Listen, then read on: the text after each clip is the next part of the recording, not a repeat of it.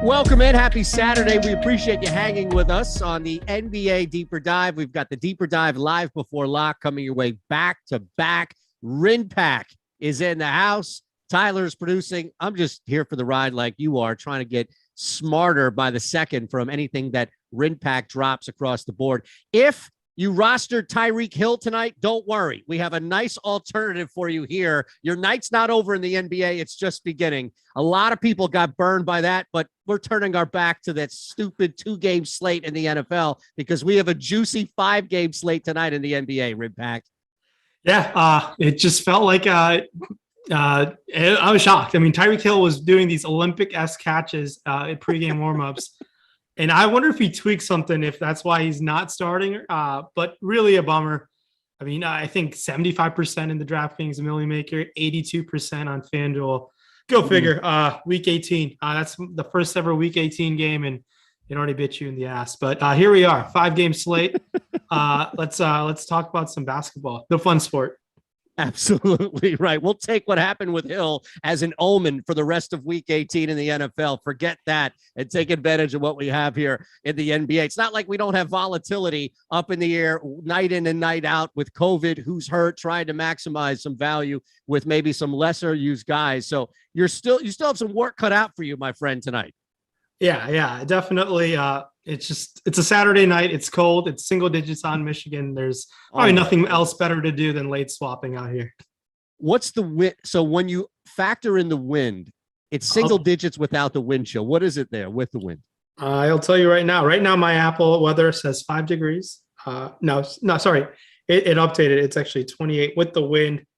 It feels like 20 right now. Ooh, my goodness. 20, I feel like, is like summer for you guys, though. Michigan summers can get pretty humid and hot, but it's cold. It's pretty cold.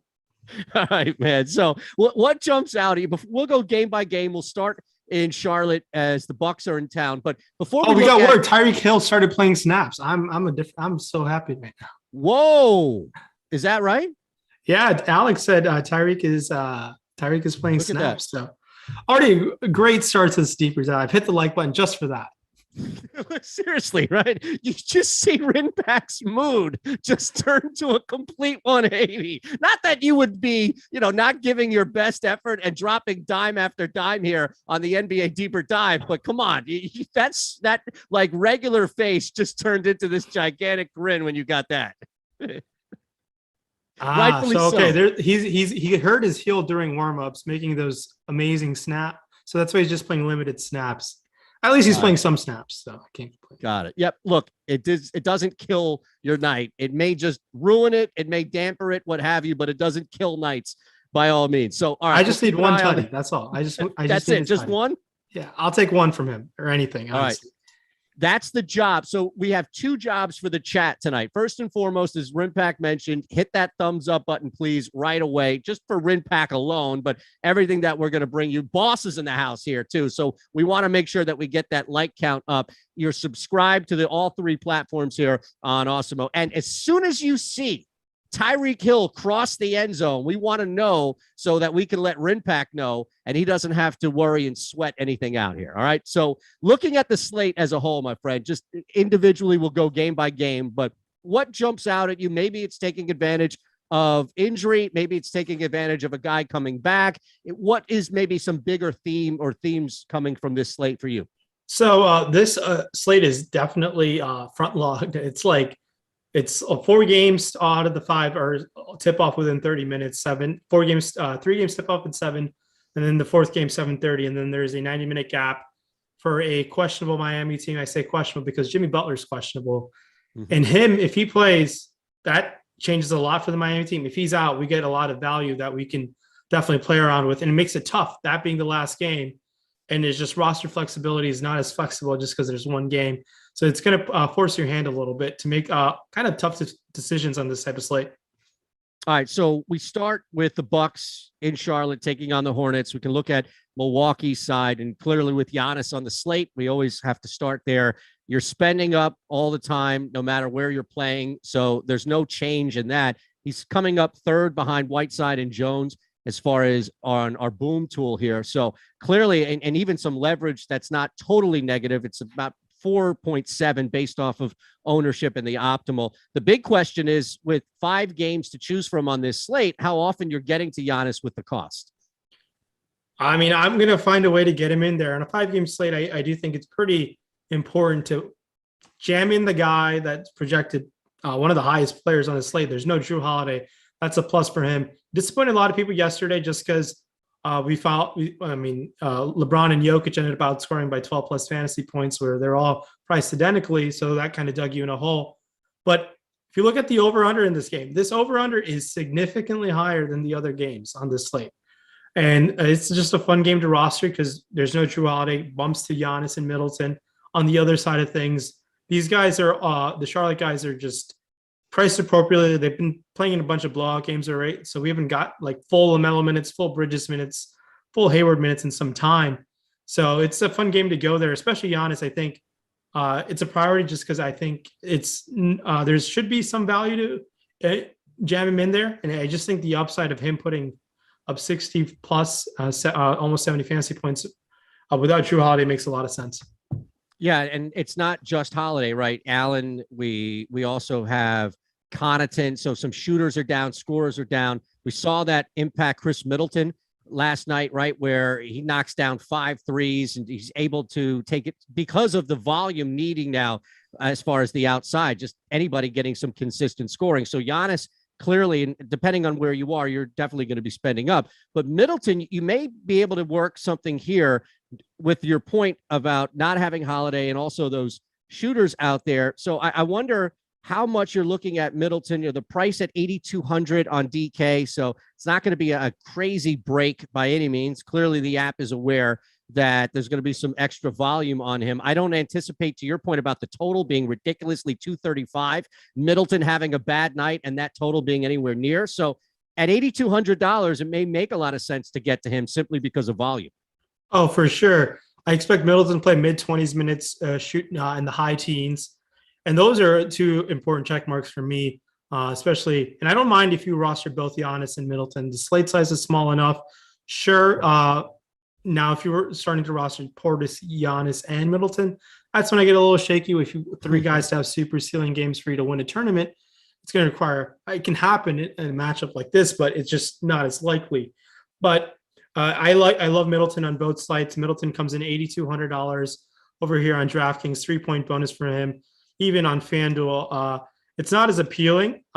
He's only $8,100, but I do think he'll be a little bit lower on. I think there's a lot of ways to prioritize him a little bit above the field. I know Giannis also has small forward eligibility there, so it's fine. I think 8,200 on DK somehow fits better than $8,100 on FanDuel, but I have a lot of interest in Middleton across the board. We'll be looking to get above the field on that ownership by a decent margin. Yeah, we haven't projected at 21.2 last I checked here on our ownership for DK. So definitely a number that makes sense to get over that. I guess you mentioned Portis. I guess if you wanted to counter the field with Giannis specifically, instead of getting to Giannis and Middleton, it would be getting to Middleton and Portis.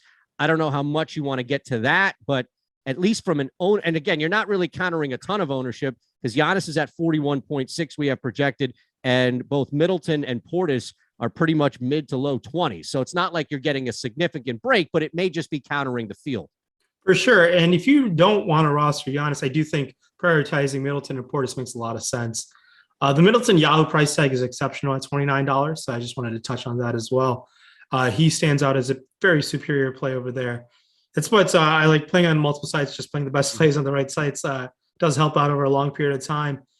And I think, Milwaukee, Charlotte, the ownership's going to be there just because Hassan Whiteside's on the slate and he does open things up a lot. We'll see how much recency bias plays into him just because he didn't play amazing, but he was mega owned yesterday and he didn't play well fantasy wise. He just put up 20 fantasy points, but a lot of winning lineups had him. Expect the field to be there yet again. Is there anybody, I mean, Jordan Nwora popping up, but the leverage may not be there. 29% we have as far as ownership, 29.5 to be exact, but only popping up about 19% in the optimal lineup. So there's not a huge leverage play by any means with that 5K. Giannis, though, you do have to factor that in. You mentioned with Portis as well. So I don't know how much you're getting to Nwora at 5K from a price saving standpoint, knowing that you're not really gaining much leverage. Yeah. So for Nwora, you saw he played 30 minutes last time. For him, he like kind of becomes, there's like tertiary, he's like the tertiary Bucks option. It goes Giannis by himself and then Middleton, Portis, and then Nora's in that range. And Nora's just going to be like the fourth option on this team. I expect him to find a way to take double-digit shot attempts, and that reason alone at 5K, it's only power forward eligible, so that doesn't bode well for him. You don't have the multi-position eligibility for him. Neither do you. You do have it on FanDuel at 58. I mean, you're paying $800 more for him. So I'm willing to come in a little bit under the field on a guy like Nwora just because the other guys are priority offensive guys, and Nwora doesn't do much in terms of rebound rates, assist rate, just because he's sharing the court majority of the time with Giannis, Middleton, and Portis nowadays. All right. So anybody else you want to mention on the Bucks? We can look at the Hornets here too, is in the backdrop of this being a high total. We know they come off that ridiculous night against the Pistons, so maybe there is a little recency bias here as far as that 235, but the Bucks put it on the Nets. So it's not like it's just one team carrying the slack here. So as we look at kind of this game, and you mentioned it, Rinpack, right, about attacking this game with the total. We can start to factor in Charlotte now in the mix and see where the best advantages are. If it's Giannis and Bridges, if it's trying to make the most out of maybe multiple guys in this game. Yeah, and another guy on the Bucks that started, I believe, last game was Wesley Matthews, 3,400. Wesley Matthews is just going to be one of those guys who sticks out in the wing. And majority of his shots are going to be for three-point range. Like him on DraftKings, where you get that three-point bonus, $3,400. High 20s minutes, low 30s minutes. If the game stays in full course, I don't have any issues if you want to go to Wesley Matthews, just because the three-point bonus can really pan out, and he can knock down 5 3-pointers in this type of matchup. So I wanted to touch on him before hopping over to the Hornets side of things. Yeah, the Hornets are pretty appealing as well. I think Miles Bridges across the board, $7,300. FanDuel, he comes in at, I believe, just a little bit more than that, if I'm not mistaken. Bridges is $8K over there, just because you can roster up to 4 different small forwards. He's in play on this sort of slate. And Bridges on Yahoo comes in at 31. He probably is my favorite Hornet to roster. Then for me, I'd probably go to LaMelo Ball, just because LaMelo Ball has super ceiling upside of 60 fantasy points.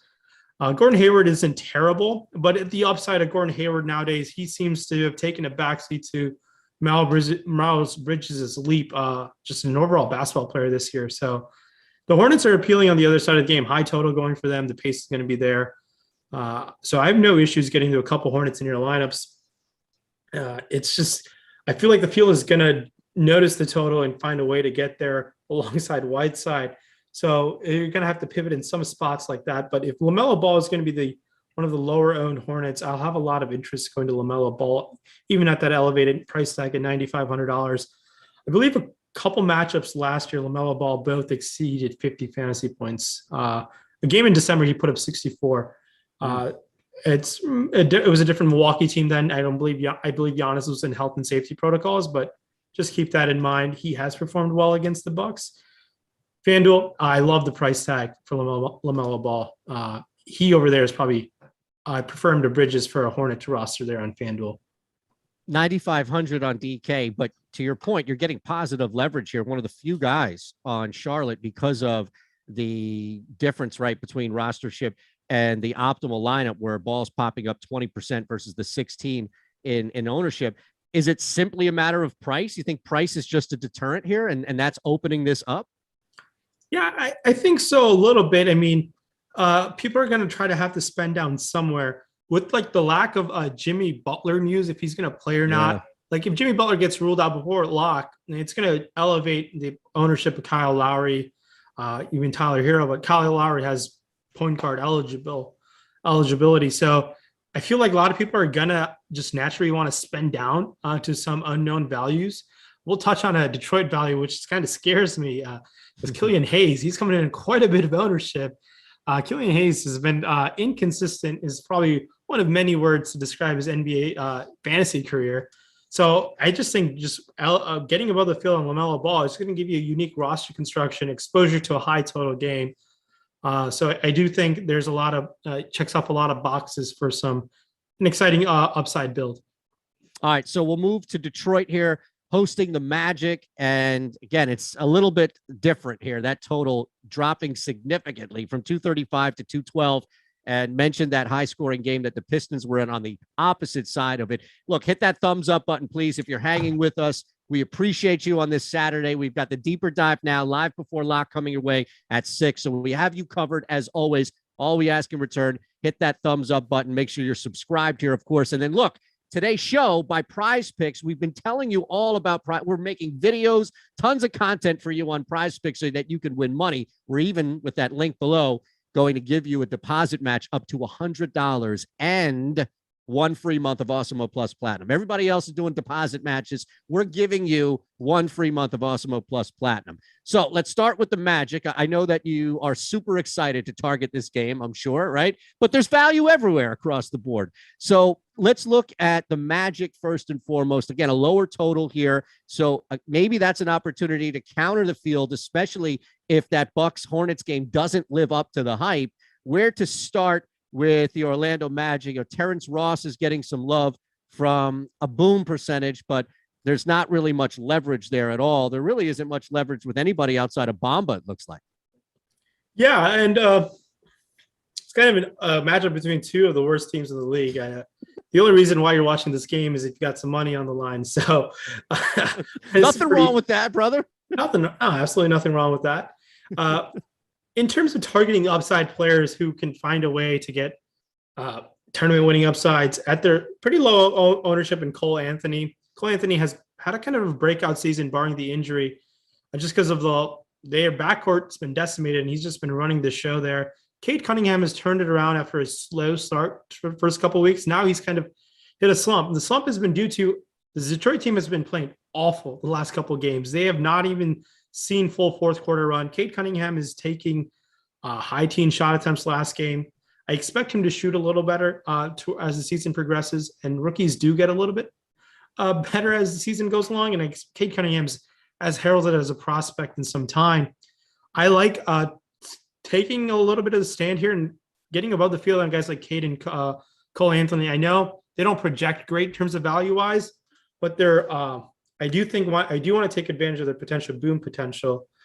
Other guys, Mo Bamba has fallen now to 5,500. His minutes the last couple of games, 22, then 28. I like the 28 minutes of Bamba, went 8 of 12. I do expect him to take shot attempts that are near the basket. He has shown the ability to take some three-pointers as well. I like that the minutes have gone up, him coming back from, I believe, injury and health and safety protocols, a combination of both. That makes me kind of disinterested in a $3,400 Killian Hayes. Her NBA boom bust, as I pull up the boom bust, what is our bust probability for Killian Hayes tonight? Give me 1 second here. Bust probability for Hayes. I just had that. DK? Yeah, I just pulled it up, just nearing around 27%. I'll round up. That's a pretty significant amount. Killian Hayes, you like that for Killian Hayes? The coach has, there have been not many games he has played 30 plus minutes. They're still without Frank Jackson. And like, if he's your last guy in, I do think Killian Hayes does fall in some popular cash lineups just because of that salary. I'll be shying away a little bit in tournaments. And if Killian Hayes is going to burn me on a 5-game slate, so be it. Look, a man with your resume and record, I think a lot of people will be okay with that, taking that risk by all means. I love how we phrased this as really just a miserable game, all in all. Anything else on Orlando that's worth hitting here, even if it's to stay away from, as far as, warning some people if they're heavy to the field on a player to stay away? It's not completely stay away. It's not, I think you don't have to be with the field with the ownership. I think you can be a little less than the field with the ownership and finding other pivots with upside. His backup, Saban Lee, has more of an offensive game to him. And he's $100 more. He'll be virtually unowned, I believe. Coming in with nearly third of the ownership than Killian Hayes. And Saban Lee doesn't play as many minutes, but he performs at a better fantasy rate than Killian Hayes. All right, so let's move over to Detroit now and find some value here, as you've done with Orlando. We look and see, especially, what pops up here, and, using our tools, the leverage begins the at least 20.8% that Isaiah Stewart booms, 4,800 on DK might be a good place to start here, Rimpak. Yeah, I'm all about Isaiah Stewart's price tag, $4,800. I like getting above the field on him, a player like him. He's coming back from health and safety protocols. Detroit team got absolutely clapped by Memphis. If you can even look at that box score, they lost, I believe, almost by 30 points. I'm pulling that off the top of my head, but they got clapped. $5,200 on FanDuel, power forward only. I like that even there. Getting above the field on a guy like Isaiah Stewart, I feel like this team their bigs are Luka Garza, Trey Lyles, and Isaiah Stewart. They're going to need all the bigs in a matchup against Carter Jr. and Bamba to be rolling out there. So we might see additional run for Stewart just because of matchup dependent run. And I just think he's going to be active around the rim, around those guys. So I do think there's a lot of ways for Isaiah Stewart to outperform that price tag, making him my favorite Piston to roster on the slate. All right. So getting to these guys, by no means are we discarding this team by just looking at it on the surface here. Start to look back. You mentioned Killian Hayes, right? So we start to look any deeper here. Cade Cunningham getting a little bit love. There's actually some leverage, a little bit. Pardon me. I was looking at Malcolm Brogdon. There's something there. Cade Cunningham, 8,300. Saban Lee even down there at 3,500. So there are some options to either spend up for risk or slide in with a lower quasi punt option here. Is there anything else that you can really target from this game from a Detroit side? Detroit side, it's tough. I mean, these guys are all priced a little bit like when they were very extremely shorthanded. Diallo and Sadiq Bey, you're paying their super ceiling price tags. Sadiq Bey has 3-point upside, 3-point bonus with him. He's shown the ability to knock down many 3-pointers. He's a long shot tournament play, in my opinion. I think there are much better value plays than him. And there are plays that guys who are cheaper than him that can outperform him. Rostering a guy like Sadiq Bey makes me lose out on an opportunity to roster a guy like Tyler Hero if there's no Jimmy Butler. So I got to think a little bit down the line on what can happen on the slate. So, and missing out on a Tyler Hero with no Jimmy Butler. I know tough Phoenix matchup, but I'm going to like my chances with Tyler Hero if there's no Jimmy Butler than Sadiq Bey outright. Is there a way, and it's kind of the counter, even dare I say pivot to what we talked about with Milwaukee and, that first game with Milwaukee and Charlotte, but this game with the lower total with just two bad teams, there's a possibility, like there's always a possibility, right? Especially with only 5 games on the slate here, that this may be not only higher scoring than the total, but higher scoring to what a lot of the field thinks. Is there a way that you can attack this game by looking at multiple players on both sides here that would make sense from a roster build, but also taking advantage of that smaller percentage? I understand it's a smaller percentage that this game breaks and that this game hits, 230, something along those lines. Yeah, that can definitely happen. And for me, when stuff like that happens, it's usually when your best players on your team are outperforming like all right expectations. So guys like Cole Anthony, Cade Cunningham are putting on a show, and that can easily happen in this situation. Cole Anthony has shown an upside with him, and so has Cade Cunningham. And those guys have tournament winning upside. So my eyes immediately go to them, while the field's like, I don't want to roster these garbage teams, which a lot of the casual players will not. But I do think those guys have ceiling within them to outperform them. Cole Anthony is coming off an ankle injury, so bar in mind that situation. But Cade Cunningham just hasn't been playing a high 30s minutes because they've been absolutely getting waxed. All right, so we'll move on here. Third game on the slate at Indiana. The Jazz, knowing what happened with Utah last time they were on the floor. Again, hit that thumbs up, please. We have over 1K here watching. We are grateful that you're spending your Saturday here with us. I know no illusions. You're here for RinPack. So hit that thumbs up button, please, and make sure you're subscribed. But really, the thumbs up and the subscriptions do us wonders here. We're happy to provide free content for you. That's all we really ask in return. All right, so let's start with the Jazz and try to just figure out big picture here what to do with Utah. It's Hassan Whiteside. I'd be willing to go back to him. That guy hated playing with those G Leaguers. I actually spent some time watching that game, and Hassan Whiteside could not believe he was playing in that game just because of how bad some of those guys were outside of Elijah Hughes, who lit it up. But Hassan Whiteside at $3,500, even at $5,300, I think we can go to him. Maybe the field, we haven't projected for one of the highest ownership projections ever at 90 plus. And if you're building one lineup and you're just thinking Hassan Whiteside is just going to be a dud, I don't fault you, but I think Hassan Whiteside is a priority, especially on DK. He obviously has double-double upside, and I believe he'll play around 30 minutes yet again. 30 minutes of Hassan Whiteside at 3,500 is a tough beat. It's a tough to miss out on. And I think going right back to him, I have no issues of doing so. I was pretty heavy on him yesterday. I think I'll be heavy on him yet again, even at that Yahoo price tag. Whiteside only, I believe, is $12. Going to be very popular there. Tough not to do it. Super cheap all around. Yeah, you're right. $12 on Yahoo. Again, the only thing you would be doing here is just countering a ridiculous amount of the field. We've talked about a couple of options. They're going to be higher priced. So with the center slate, just looking at it as a whole, we still have a couple of games in both Boston and Phoenix to hit outside of this, as well as Indiana. Like, don't get me wrong, Miles Turner is still on the board there if he becomes a option to pivot. But if you were just looking, now granted, nobody can take away the volume there, and the money that you're spending is a ridiculous pay and play that you should be doing with right now at the bottom there with Whiteside. But of anybody that we mentioned versus anyone else on the slate, if you were just looking to counter the ridiculous amount of rostership, where are you going, knowing that you could save money elsewhere if you are spending up? Not even like there is a bunch of spend up options here on this slate at center. Yeah, so like yesterday on a 9-game slate, our opportunity cost of playing Whiteside, we are potentially missing out, especially on FanDuel. And Embiid, who played really well. A Jokic, who was yet again sensational. Vooch was pretty solid.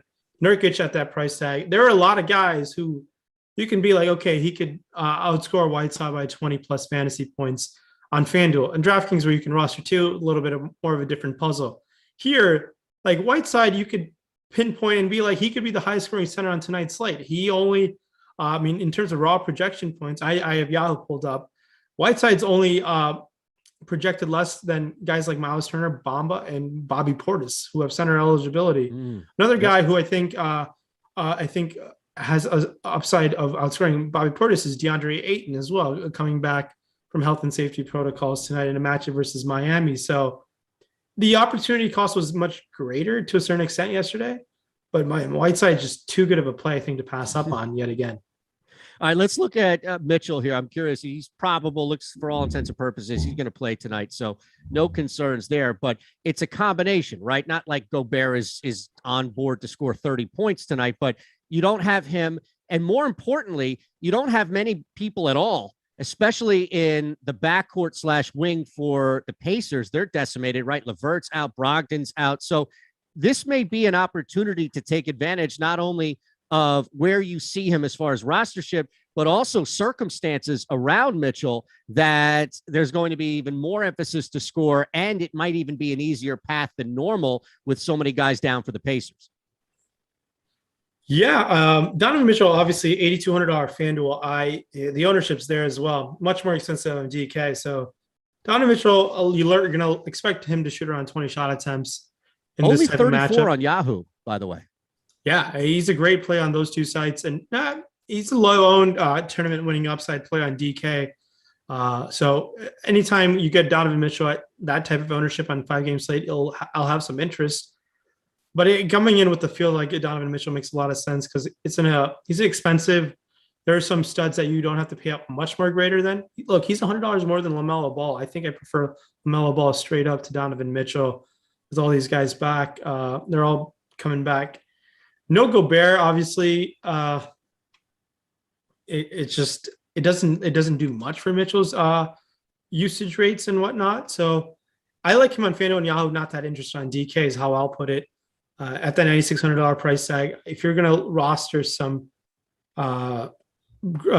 Jazz players, I think going to a guy like someone who lit it up well the other night was a Bojan Bogdanovic. Yep, absolutely went out for a 60 burger. 5,700. Him and Mike Conley are definitely some spend down options. Jordan Clarkson.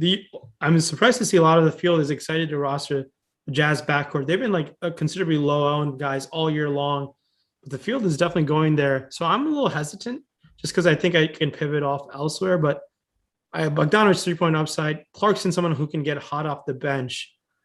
With no Whites, with no Gobert, we saw a lot of Rudy Gay at the 5 minutes. Gay comes in at 4,600. A lot of these guys are all ruled into play. I'm just very, outside of Whiteside, I'm not super interested on the Jazz team on DraftKings, but on FanDuel, it's Mitchell. It makes a lot of sense over there for sure. What about, and just looking here, questionable still, right?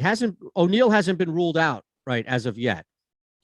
So, I don't think he has yet. I don't believe so. He's still, now granted, the injury status is going to shift to ownership. I understand that. But of the guys you mentioned, compared to where we have on the Boom tool and leverage. He's the only guy with pot. Now, again, 3,700, you're taking a risk here. He's also playing hurt. Just because he's out there doesn't mean he's 100% healthy. So there are some factors to weigh in. I understand that. But if you are looking to get away from Mitchell and roster some other guys, as you mentioned, Bogdanovich and Clarkson, both have some negative leverage there. So I wonder if you can get something positive. We have them at a 7.3 leverage score for O'Neal. Is there anything there at all? Is that too risky? I mean, Royce O'Neal 6K on FanDuel. If you want to remove him from the player pool, go ahead. Royce O'Neal is one of those guys. I try to avoid as much as I can, but $3,700 is some value alongside with Whiteside if you're looking for a guy who's going to play mid-30s minutes.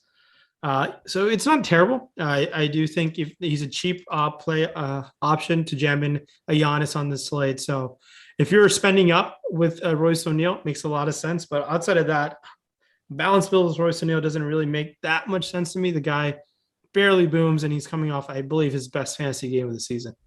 All right, let's move to the Pacers. And I just have to say here, right? And I'm just saying this because it's evident, right? I don't gain anything. I'm not getting a raise by saying this here, Rinpack, but you talk about having a cool boss. Alex Baker is in the chat, not updating you on information about whether Royce O'Neal's going to play or anybody here on the hardwood. He is updating Rinpack personally about Tyreek Hill being out there active on snaps. That is a boss right there who's also a friend. Oh, for sure. And that's Alex at his greatest for him. I know he's had a monumental week, well-deserved for him. I mean, a round of applause. He puts in so much hard work, and it's awesome to see him get that dub. Well coveted to get that monkey off his back, but it was in due time. He was well overdue to win that. And more importantly, I'm overdue to get a Tyreek Hill touchdown. So if Alex can sprinkle some good juju to Tyreek Hill, I would love that. There are far worse people out there in your corner that would be updating you and giving you some magic momentum than Alex. Absolutely, man. We love it. All right, we'll see. Whatever happens here with Hill, you know the chat is going to be all over it. Let's go to the Pacers. Sabonis is going to be the pay-up option. So let's start there, Rinpack, with how often you're getting to him compared to the field. Yeah, some guys are returning for the Pacers today. Outside of Malcolm Brogdon, I expect Duarte to return. Malcolm Brogdon has been ruled out, so that is pretty important news, as I believe our projections are probably updated as I refresh this page. But this team has been shorthanded, and I haven't gotten the upside game out of Miles Turner yet, but Sabonis has been a stud. 10-2 on FanDuel, Sabonis 10-2 on DK. Sabonis definitely works out on both sides for you. I like going to him by quite a bit. I think getting above the field as another stud option makes a lot of sense. In a Utah matchup, no Gobert. People might shy away seeing Utah, but Gobert is not there. An elite defensive player is not there. I expect it should help well for the front court. Guys like Turner and Sabonis, I like quite a bit on both sides. So we saw Lance Stevenson put on a show the other night. I wanted to touch on that. I am shying away. Lance Stevenson played 32 minutes. I don't expect a 12 and 19 performance yet again from him, but those 32 minutes, I expect to drop down by a decent amount as Duarte returns for this team. So if the field wants to roster Lance, I will let them dance with that. I'm going to stay away. All right, so Sabonis clearly at the top. Anything with Turner, love there, 25 on Yahoo. So maybe something to take advantage of if you can find the right price. Yeah, I think Miles Turner always has immense upside on FanDuel, 7,700. He's the type of guy who can get 5 blocks and really take over FanDuel scoring for you. He did that the other night, put up 38 fantasy points. Those blocks can, over time, add up quite a bit. I mean, there is a 5-point differential just because of the scoring difference there. DK's double-double upside for him, coming a little bit low and has 40-point upside. I'm curious to see what his boom potential comes in and what the leverage looks like on our team. We're getting a slightly negative leverage there, but the boom percentage comes in at 18%. So slightly negative leverage there. So I might be shying away on DK. While on FanDuel, while he has power forward eligibility, you're getting also some negative leverage there. So I might have to reconsider my Miles Turner interest by seeing the updated data, the boom bust tool. So I like Sabonis just because he has that 60-point fantasy upside to definitely take down a slate for you. All right, so let's try to find. So, yeah, you're right. As far as the leverage there, you're not getting a ton really with Turner. So we moved out. You mentioned Duarte back 5,300 on DK. It's not a ton. You're losing a little bit of leverage compared to where he's popping up in the optimal versus ownership, but it's a lower percentage to where maybe where that makes some sense if the money makes sense as far as the cost. Yeah, I think people might shy away a little bit. 5K on FanDuel. Duarte, there's no Karis LeVert. There's no Malcolm Brogdon. Wouldn't shock me if Duarte puts up 17, 18 shot attempts today. I want to just make sure he's starting if we don't have a starting lineup yet. But Duarte, 5,300, coming a little low owned. It's not going to take much to get above the field at our projected ownership. So I'm about going to Duarte on tonight's slate. The shooting guard small forward on DK. I want to check his price tag on Yahoo. Favorable $14 on Yahoo. Becoming a pretty strong low-owned tournament option tonight. See, and if you're going to spend 14 on Duarte on Yahoo, then it doesn't really make sense to take a risk on a guy like Holiday then, right, at 10? No, I don't think so, really. Unless if you need those $4 extra to potentially jam in double studs, that can definitely change things up. Holiday is one of those guys who is also very inconsistent. You saw a string of 30, 20 fantasy point games in a row, and then he just plays 26 minutes and doesn't even crack 10. He's a tournament play to the fullest. Not much interest in Justin Holiday. Is just sprinkle out of him in just because I think he'll still find a way to play 20 plus minutes in this matchup. All right, so we'll move to Boston. Big one here, Knicks and Celtics. Revenge in the air for Boston, who got bit on that buzzer beater. 207. This is something we should take definitely note of here. And again, if you're hanging with us, we appreciate you. Live before lock coming your way in just about 20 minutes here. Hit that thumbs up button, please. We don't ask much. Make sure you're subscribed as well to the channel. But really, let's get these likes up here for Rinpack. And that alone, I guarantee you, we get to like 500 likes, you're going to start to see a connection to Tyreek Hill scoring a touchdown. I can feel it. All right. The two are correlated. If a 600 likes means 2 touchdowns, let's get those likes up. 600 likes. That's it. All right. The man has spoken. The GOAT has spoken here. This is a super low total. Odd Shopper. I was doing this for the Island game that we have on Odd Shopper. Everything is low. Like Odd Shopper loves going under everybody's points projections. Doesn't look like Evan Fournier is going to drop a career high 42 after his 41 last time out. It just seems like from the total to where we have our projections, Alex's projections on Odd Shopper, just looks and feels like this thing may even go below 207, and we may find like a 190, 195 total, which I don't know how eager you would be to roster a lot of guys in this game, Rinpack. Yeah, it's an interesting matchup. I mean, New York versus Boston, they just played each other on Thursday night. I believe RJ Barrett hits the game-winning shot off the bank over there. That was the thumbs down game, the Julius Randle thumbs down. He had to post something to Instagram to apologize before. Julius Randle 10-1. He's just priced up. We haven't seen. We saw the upside game against Indiana, 59 fantasy points on DraftKings. This game's going to be very low owned, and there are guys who have guys that can break the slate in terms of upside. Guys who can like in terms of point per dollar plays. The total is definitely not there, but Jason Tatum has upside there, 10-4. These guys are going to be so low owned, and if they all put on an Evan Fournier performance, they're going to be in the GPP winning lineup. It's just that no one is projecting to be well owned here, and I have interest in just because guys like RJ Barrett, Alec Burks is getting some ownership, but I think getting above the field on some of these guys makes sense because they're coming awfully low on for their potential upside that they've shown across the season. In this matchup, it's tough. I mean, Vegas is implying it's a low scoring affair. So guys like Tatum and Randall, I'd be just targeting the studs. It's tough for me to go to spend down options in this type of matchup. If there was a spend down option that I would be interested in, maybe it's Dennis Schroeder, but outside of that, don't have that much interest in the mid tier. Robert Williams is priced up at 7,800. We're going to miss out on Whiteside in that price tag. Marcus Smart priced up at 69 on FanDuel. Tough to really go there. Al Horford on FanDuel makes sense. at 6,500. His minutes been a little bit up and down, but I do think there's a way for him to play mid-30s minutes again, potentially shoot more, get more active on the offensive end, get more rebounds in today's matchup. All right, so the spend up options really that you mentioned here, just to be clear, Tatum and Brown, but not Randall? Tatum and Randall. Tatum and Randall, sorry. Yeah. Jaylen Brown, 8,900 on FanDuel. 91 on DK. I mean, he had a rough game, 16 points. You don't think there's any bounce back here? Yeah, he's a pro. He can definitely bounce back. He's 36 on Yahoo. I like that over there. Yeah, I mean, these guys can all have bounce back games. It's not going to take much to get above the field on Jaylen Brown. And I think at 5%, I can get over that on tonight's slate. Yeah, I do definitely think a bounce back is there.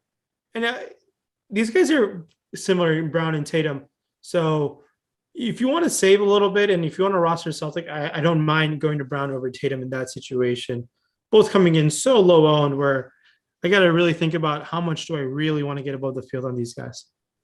Yeah, I saw the chat too. And look, our boom bust tool here agrees with it. You mentioned Burks. We should talk about him, especially from a price standpoint. There's still some leverage, positive leverage for Burks that we have compared to ownership and how often he's popping up in the optimal lineup. And if you're out there in New York, then my goodness, take advantage of these 3 different books and the new opportunities. We have FanDuel and we have that portal right there. The front smack dab in the middle. When you log on to Awesemo, you'll see it. Alex's piece on all 3 different books. Burks has some pretty good returns for over 2.5 threes, 3+, 4+. So based on how you like Burks and how maybe you're getting to Burks with the return from a DFS standpoint, you might have to tail a little bet here as well. Yeah, that's definitely for those New York residents. Take advantage of those. Alex has written an exceptional piece there for you to maximize using all our tools to really make sure you maximize those bonuses. Those go a long way in building a betting bankroll, and definitely take advantage of those fresh ones right off the bat because they're massive, massive bonuses out there in New York right now. So how much are you looking to get to Burks compared to the field that we have here? And again, for the cost to where we have as far as some leverage, maybe makes some sense, especially if you're under the impression that it's not going to be Fournier backing up what he did last game. Yeah, there might be Ime Udoka might have the game plan to make sure Fournier doesn't light him up for the 3rd time this season. Fournier has been averaging, I believe, 30+ points. But Alec Burks, I love that he's playing 30+ minutes. I like that he's getting double-digit shot attempts. Take the over on 1 field goal attempt made, unlike he went 1 for 10 last game. So Alec Burks, I think will be getting over the field on DK and even on FanDuel. I don't mind $5,900. I think Alec Burks has pretty solid upside. You like that he's playing a lot of minutes. Our projections love him. So it makes a lot of sense to get above the field on a guy like Alec Burks. Love it. All right. So we'll move to the Celtics beyond the 3 guys that you mentioned here, which is Tatum, Brown, Schroeder as well. Anything else that makes sense? Again, in the backdrop here is either a super low scoring game that everybody in the field is staying away from for the most part, or like we talked about with that Pistons Magic game, maybe this does pop up with some points and 70% of the field is looking around like, shit, I should have got to more guys. I don't think that necessarily means that you're getting to Marcus Smart or Emmanuel quickly, maybe more than that. But beyond the 3 that you mentioned from a Boston standpoint, at least, who else should we keep an eye on or maybe stay away from, more importantly? It's tough to keep an eye on anyone else. I know Mitchell Robinson got on foul. Boston guys. It is tough to really. Well, you mentioned Mitchell Robinson, right? Foul trouble with Robert Williams, 7,100. There's a smidget of positive leverage with him, but 7,100 at DK may be too much. I love the minutes for Rob Williams. I don't like that it only takes 3 shot attempts, so he has to do a lot to get there. It took him 7 blocks to get there last game, so. Go figure. I don't think that's a repeatable performance, but Rob Williams has that upside with him. And Mitchell Robinson is kind of Rob Williams light in the sense where Mitchell Robinson can rack up those blocks himself. Rob Williams coming unowned. I mean, if he's going to repeat that performance, you're definitely going to be in a good position to jump a lot of field. Power forward center on FanDuel, that extra positional eligibility helps, but very, very low owned. So, okay, let's move on now. Our final game here on the board. Unless we left anybody out on this game, I think we did a deep dive. Dennis Schroeder is the other guy Right. playing high 20s minutes. He shot really well last game. Can find a way to put potentially 30+ minutes if there's some backcourt foul trouble. So sprinkle of him, not that much interest in a guy like Dennis Schroeder. So final game, and the big thing has been Butler. And when that news comes down, which is most likely going to be in the next show, which is we're going to have Live Before Lock coming your way right after us. So we have to factor that in not even the backdrop. This is now the forefront, right? Greg and LaMarca coming your way in 12 minutes. So don't worry, they're going to have you covered here with everything on the Jimmy Butler news. Approaching it without truly knowing, I guess there's the he's in or the he's out avenue here, right? So let's start with that, kind of looking at it from a Butler standpoint. Maybe that line is baked in, indicated at 9. Granted, Phoenix is really difficult. I get it. Heat are 2-2 right in the last 4. They're not necessarily doing great on this road trip, but that 9-point line may have already baked in the fact that there's a significant doubt that Butler's out there.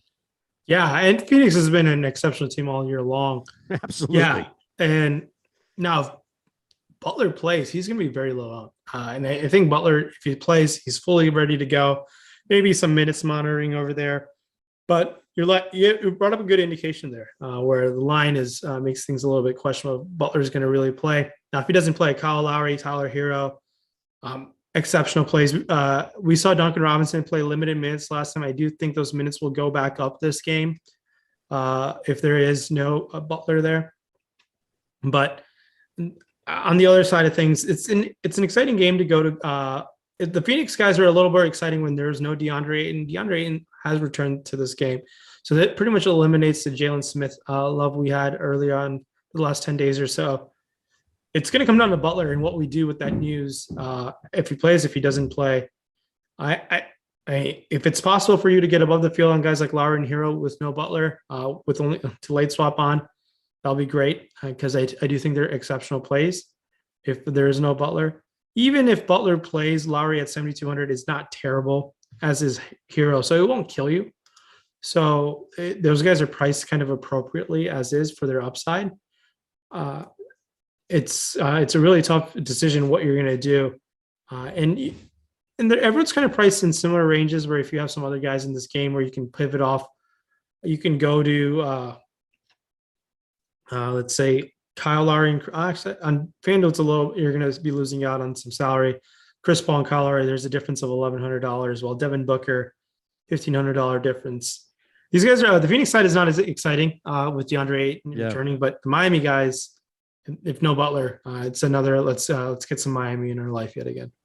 Yeah, we have cheaper options. Clearly, Martin $16 on Yahoo. A couple of guys that have been mentioned on the chat there. I am curious though, Rinpack. If we flip it, Butler does play tonight. How is he an automatic smash for you simply because he's going to be so low owned across the board?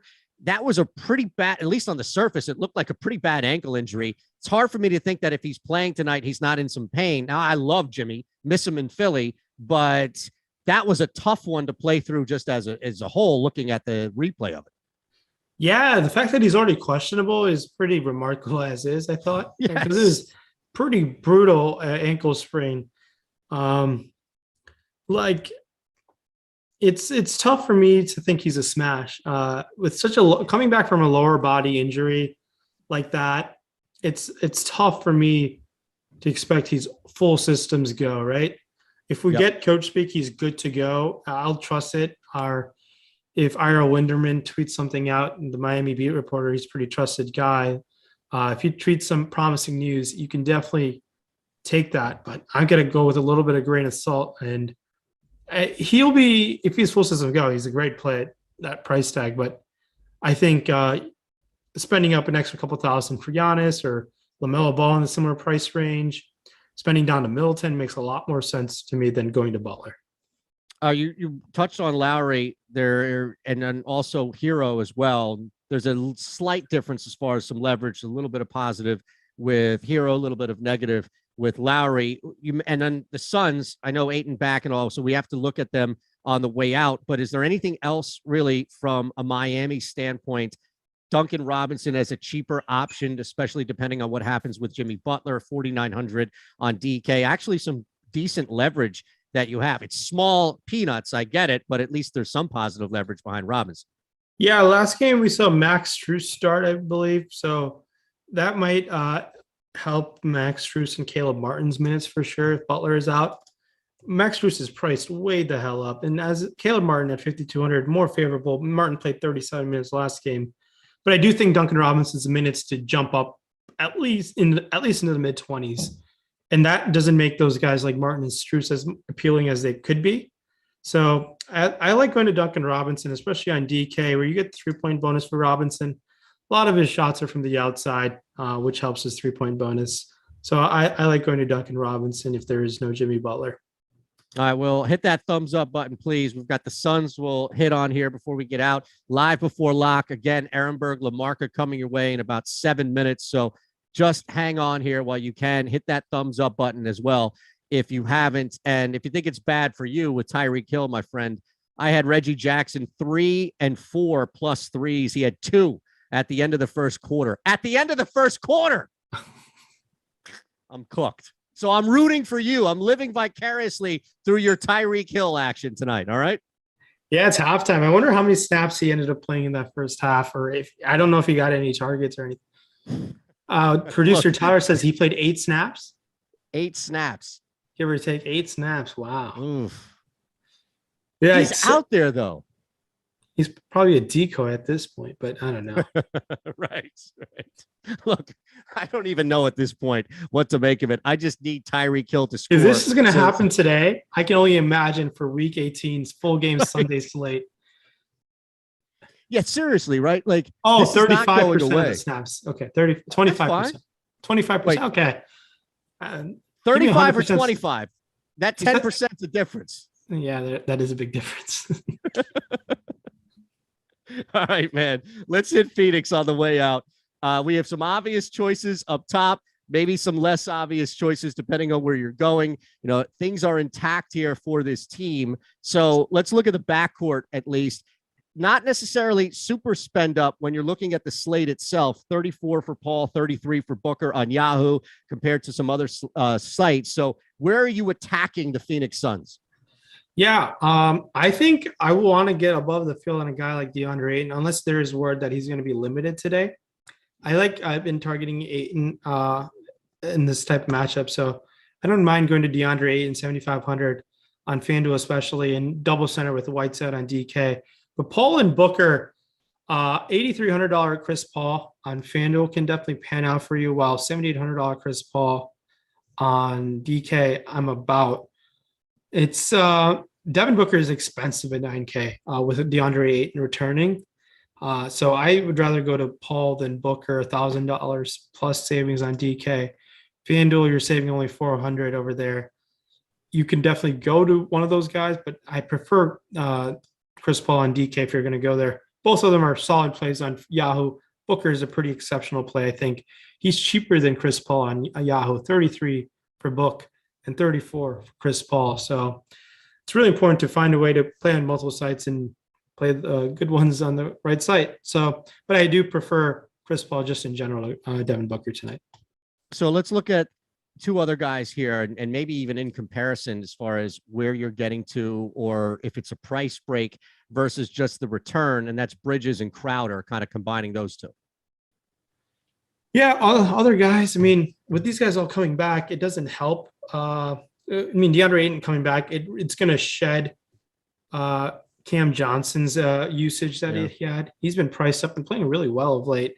So I alone is going to bring me way back down on Cam Johnson. So that doesn't really help. Mikal Bridges always has the steals upside on FanDuel, and he hasn't performed as well of late. Comes off a rough night against the Clippers, yeah. Yeah, and he played really well throughout the playoffs last season, and kind of under the radar why Phoenix ended up going to the finals was Mikal Bridges just playing exceptional throughout the postseason. 5,300 on FanDuel. I like a decent amount for Mikal Bridges. I do think Ayton doesn't help him to take a double-digit shot attempts. I think the ball will move through Ayton, Paul, and Booker, and Bridges will be hanging out in the wing for that 3 potentially. You read my mind though. Finish up because I was going to follow up on that. Yeah, go ahead. Well, I wonder if I could take advantage of that because my question was, and you answered it there, it seems like it would relegate Bridges back to being a 3-point shooter first, more so than anything else. So I want to take advantage of that, especially because he hasn't been shooting, or at least comes off that recent game against the Clippers. I'm looking around, and again, I just bring this up because we have all these bonus incentives and everything available for people. FanDuel, especially in New York, you can take advantage of the 3, 4+3 bets. So you could probably get a pretty good return for Bridges on 3+. It's plus 260, 3+3s for Bridges, and plus 810 for 4+3s for Bridges. Again, you need the volume there, but at least we know he's basically going to be relegated to that. Yeah, I mean that those are some significant odds. I mean, risk-free bet. That's all. Just think of it that way. Yeah, I was gonna say put some lunch money down or some bar money or something. Nothing that it'd be tough for me to see Bridges knock down that many threes. I mean, he's done it, but I mean that's how I do think the Phoenix game plan is going to work out. And look, if there's no Jimmy Butler, Phoenix could easily clap Miami. Phoenix is a very, very good basketball team. Awesome. All right, we appreciate everybody hanging with us again. Hit that link below from Prize Picks. They're here. We're doing great work with them. We want to give you an opportunity to get a deposit match up to $100. We're constantly giving you content specific to Prize Picks. You can use Odd Shopper, which is free as far as a gauge and kind of a guide to make plays on Prize Picks. Get that $100 deposit and also 1 free month of Awesemo Plus Platinum. You better be following RinPack on Twitter. All right, I better be seeing a lot of these thank yous and goats and the hand emojis and everything else here as we just spent an hour breaking it all down, deeper dive for you, and hit that thumbs up button. See, try to get to 600 for 2 TDs for Tyreek. Game's not over yet, so maybe we can carry that over for Greg and Matt here coming up, all right? Yeah, for sure. And a guy I forgot to touch on Miami, Yomer Yurt 7 is going to play a ton of minutes for this Eytan matchup, but he's a good tournament play. That's about it. Nothing too much of a priority, but I just want to say thanks so much yet again. Another fun show, Eytan. Thanks, Tyler. Good luck, everybody, and hit the like button on the way out. Tyreek Hill, 2 tutties, please. See ya.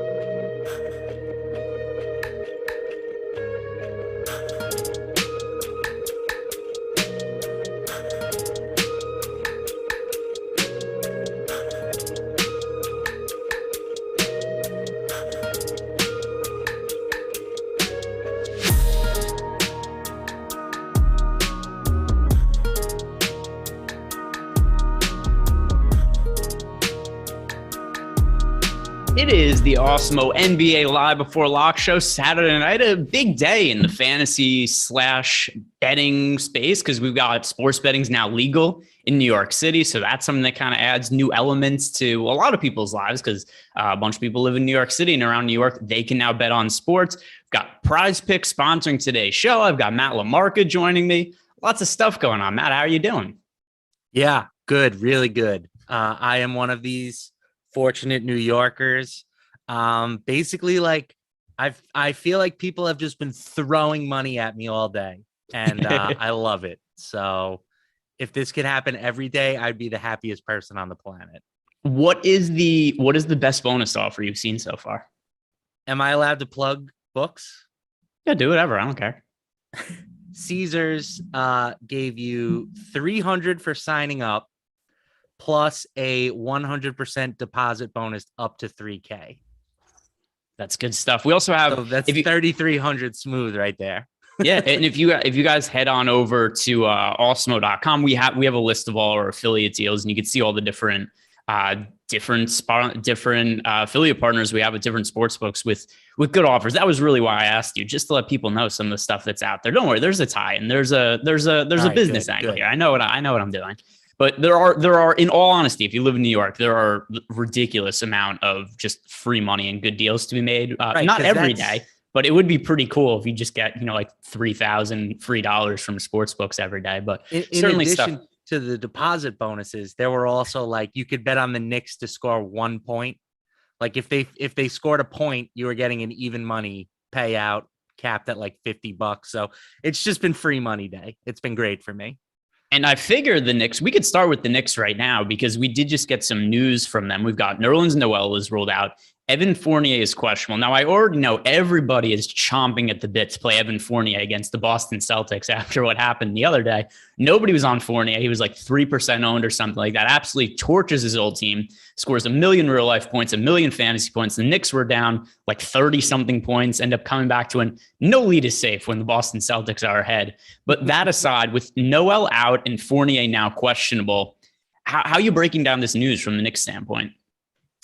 Yeah, I mean, the Fournier thing is so weird, right? He's basically been a disaster this season, except in 3 games against the Celtics. He's averaging over 55 DraftKings points against the Celtics this season. So I'm probably not going to play Fournier just because I think, it's a weird small sample size variance thing. I don't think that he's just like the most spiteful, vengeful person on the planet. I don't see the Knicks as a team with a ton of value, even with, the absences that they have. They're implied for less than 100 points right now. I'm kind of looking at Alec Burks. I think he's kind of priced down given to the amount of minutes that he's been playing recently. If you wanted to look at a guy like Quickly in a tournament, I'd be okay with that too. But I just don't see a ton of upside with this team in this matchup. Wouldn't it be, by the way, how spiteful do you have to be somebody who you shoot like 60% from 3 against one team? You just become like a monster because you're playing against your former team. There's levels to certain, and I mean, I've looked into individual players' performances against past teams in general. In the larger sample size, players just whatever they average, it's what they average against the previous teams. There's certainly individual situations where I think guys are going to take more shots against other teams. It's hard to know until after the fact. With that said, there's no situation where I just go, oh, this guy's a 70% 3-point shooter. Now he's playing against his former team. Like that's not something within the realm of possibility. But we have certainly seen some big games from Evan Fournier against the Boston Celtics. But like I said, he is injured here. If he is ruled out, is there any one individual Knicks player you think would really benefit a ton? I mean, I think you would be looking at RJ playing 40 plus minutes. The Tibbs special. I don't see enough out of like the Quentin Grimeses and the Miles McBrides of the world that I think taking Fournier out of the equation really changes a whole lot for them. For me, I would stick for the most part with Burks with a little bit of Quickly. I continue to think Julius Randle is way too expensive on DraftKings at over 10K. He basically has paid that salary off once in the last month. So with a team that's expected to score less than 100 points or implied to score less than 100 points, I don't think we have to go too crazy worrying about how to adjust their projections if a 25-minute per game wing gets ruled out. Yeah, and I know a lot of people are going to be upset when you say that Evan Fournier might not matter all that much. We already got people saying that Evan Fournier he's the Boston Celtics killer. Now, with that said, if it's only 3 games, I know people are saying it's not a small sample. 3 games is a relatively small sample size, and it's not like he torched the Magic in the past every game he played against them on other teams. So does he just hate the Celtics? He's a 65% 3-point shooter against them? Probably not, and none of that's going to matter if he ends up not playing. Other guys that are listed on the injury report today, there are a bunch of them. We've got Jimmy Butler questionable right now. Cole Anthony questionable. Wendell Carter is questionable. We have, like I mentioned, Evan Fournier questionable. Those other 3 ones, the big ones I mentioned, though, Jimmy Butler, Cole Anthony, Wendell Carter.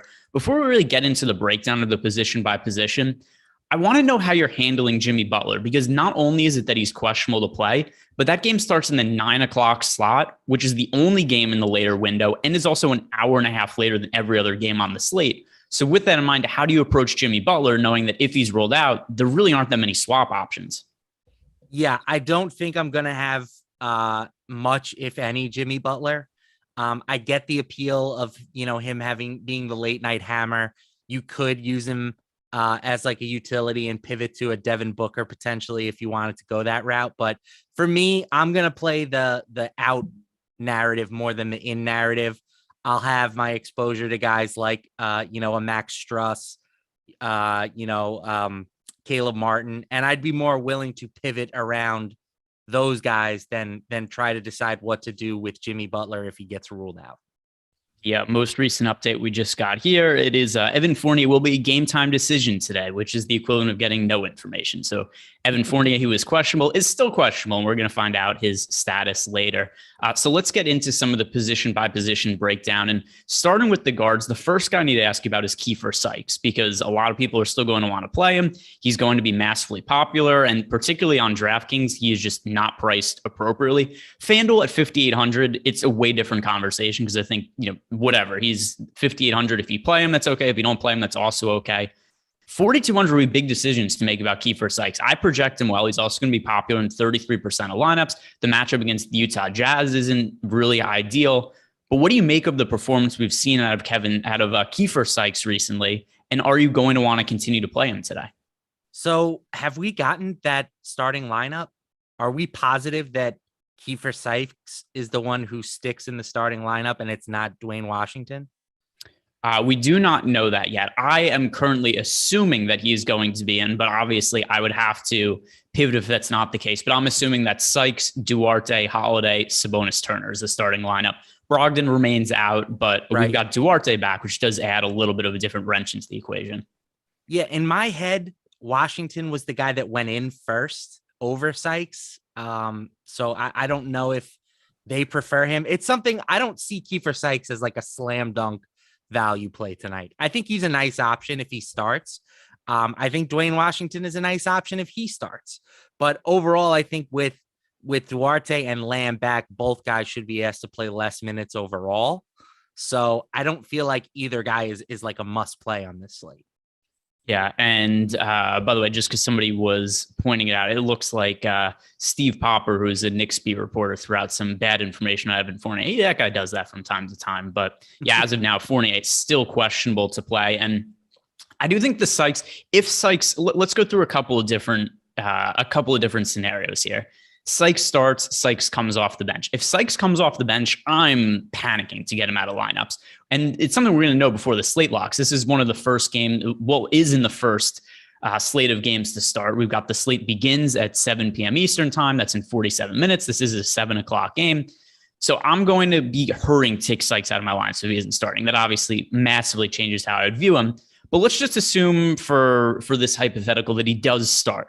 Because this could be something where we might not get this news until 10 minutes before the slate locks. People have to make decisions. If we find out, last second that Sykes is starting, then how are you going to be handling him in lineups on DK?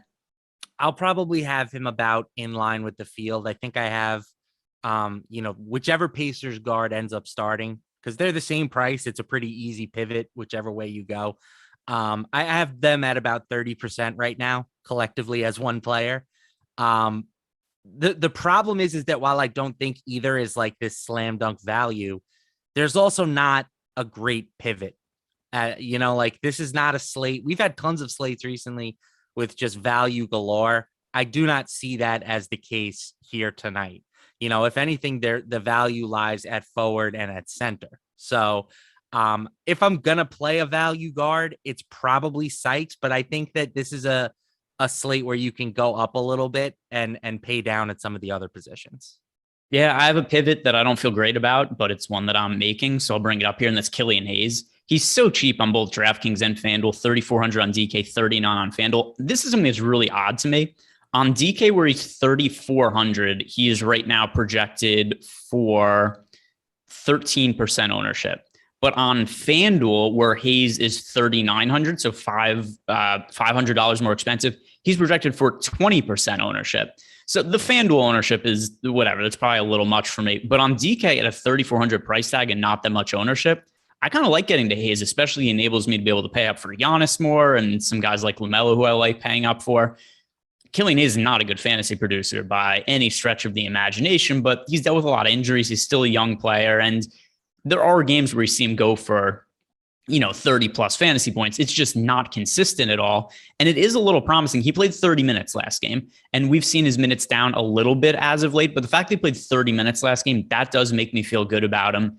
You said there aren't that many pivot options, which I do agree with, but do you think that Killian Hayes is potentially one of the pivot options?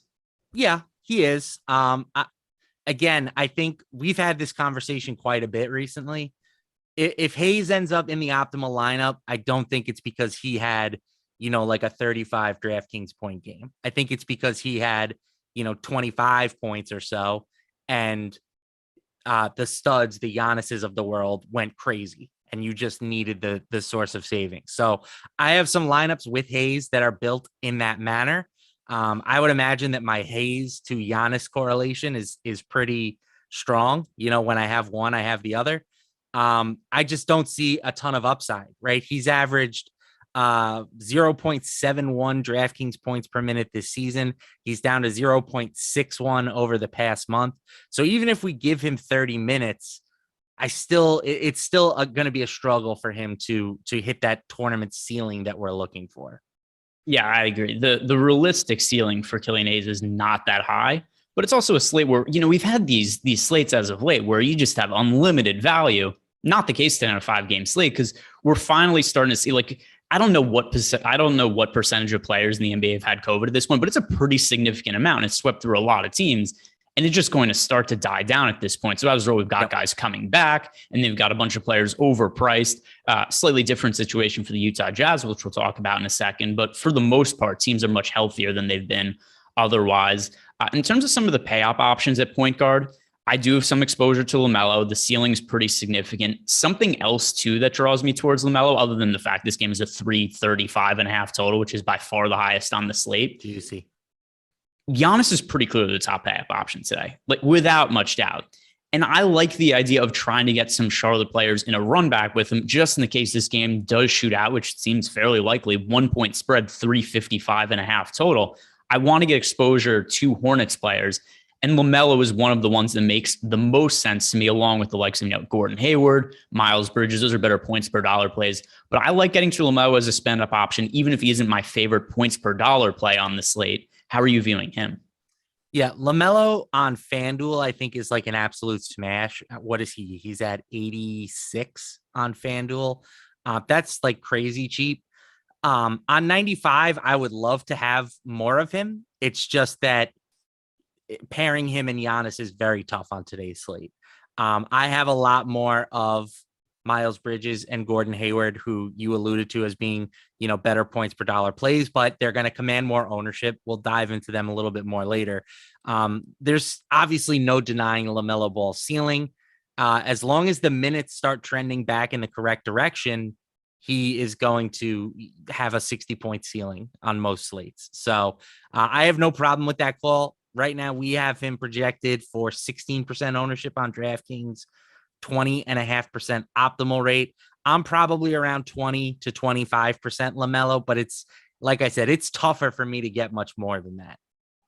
We got some news here. And by the way, I may have overstated the total in the game. It's 235.5. Apparently, I accidentally said 350. 355 would be insanity. I'd be that would be nuts. Yeah. Yeah, I'd be rostering nobody but players from that game. But yeah, 235.5 is the total. I was reading it off, and it appears I said it wrong because a couple of people have pointed it out. So news, the Orlando Magic. Cole Anthony is in, Wendell Carter Jr. out, and Freddie Gillespie is going to start in his place. Who? What is your immediate reaction to that news? Immediate reaction is who? I still really like Mo Bamba. Don't care that Freddie Gillespie is going to start.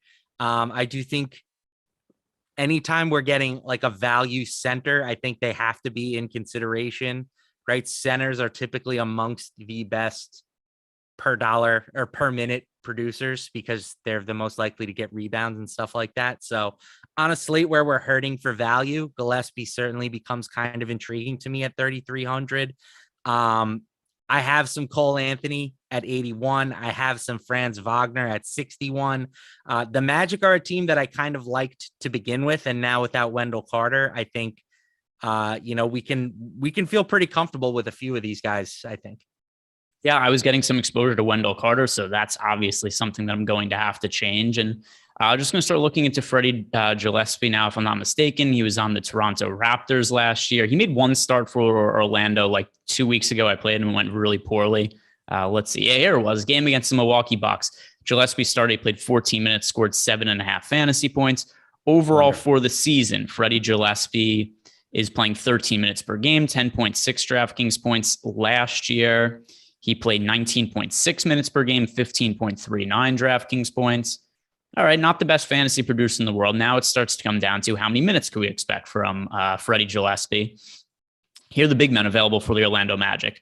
We've got Mo Bamba, and I don't know they're going to want to give Mo Bamba a massive amount of minutes. I certainly think that he's going to play a good amount, but I don't know that Mo Bamba, considering some of his time off the court recently, that we're going to just go ahead and see him play 30 plus minutes or anything like that. Last few games, 18 minutes, 23 minutes, 28 minutes overall for the season. Mo Bamba is playing 28 minutes per game. What do you think is a realistic ceiling for the minutes of Mo Bamba today? Ceiling, I would say 32 to 34, but I think 28 to 30 is the more realistic projection. He's obviously a really good fantasy producer. And the one thing that makes this is they've clearly been cautious with his minutes lately. But now we've got Wendell Carter out. So how is that going to change some of that? And there aren't that many big men for this team to go to. So Gillespie's starting. They have Mo Bamba. Mo Wagner is back, not to be confused with his brother, Franz Wagner. But Mo Wagner, he's back from COVID. I don't assume that he's going to play big minutes. We've got Okiki back. That's kind of everybody. I don't view Brazdeik as somebody's very play some 4, I guess, right? Oh, who'd you say? Franz can play some small ball 4. Yeah, that he can.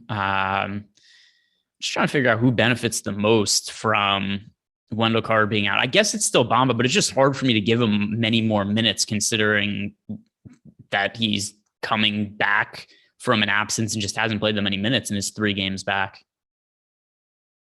No, I mean, you're completely right. I think if anybody's giving him more than 32 minutes or so, that's a mistake. And even that might be high. Yeah. So other guys, I saw somebody in the chat mention Robin Lopez. Robin Lopez is out too. He's in the health and safety protocol. So it's not like he's an option. Here are the players that are out for the Orlando Magic now. Jalen Suggs, Robin Lopez, Eytan Moore, Wendell Carter Jr., Jonathan Isaac, Markelle Fultz, Michael Carter Williams, the guys who've been out for basically the entire season. But the guys that, like I said, are prominent here in the front court, there's no Robin Lopez, there's no Wendell Carter Jr.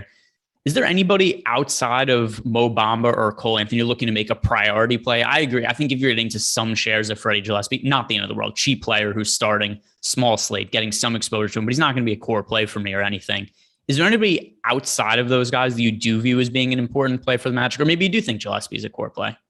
I don't think he's a core play. I think it sounds like I'm a little bit higher on him than you are.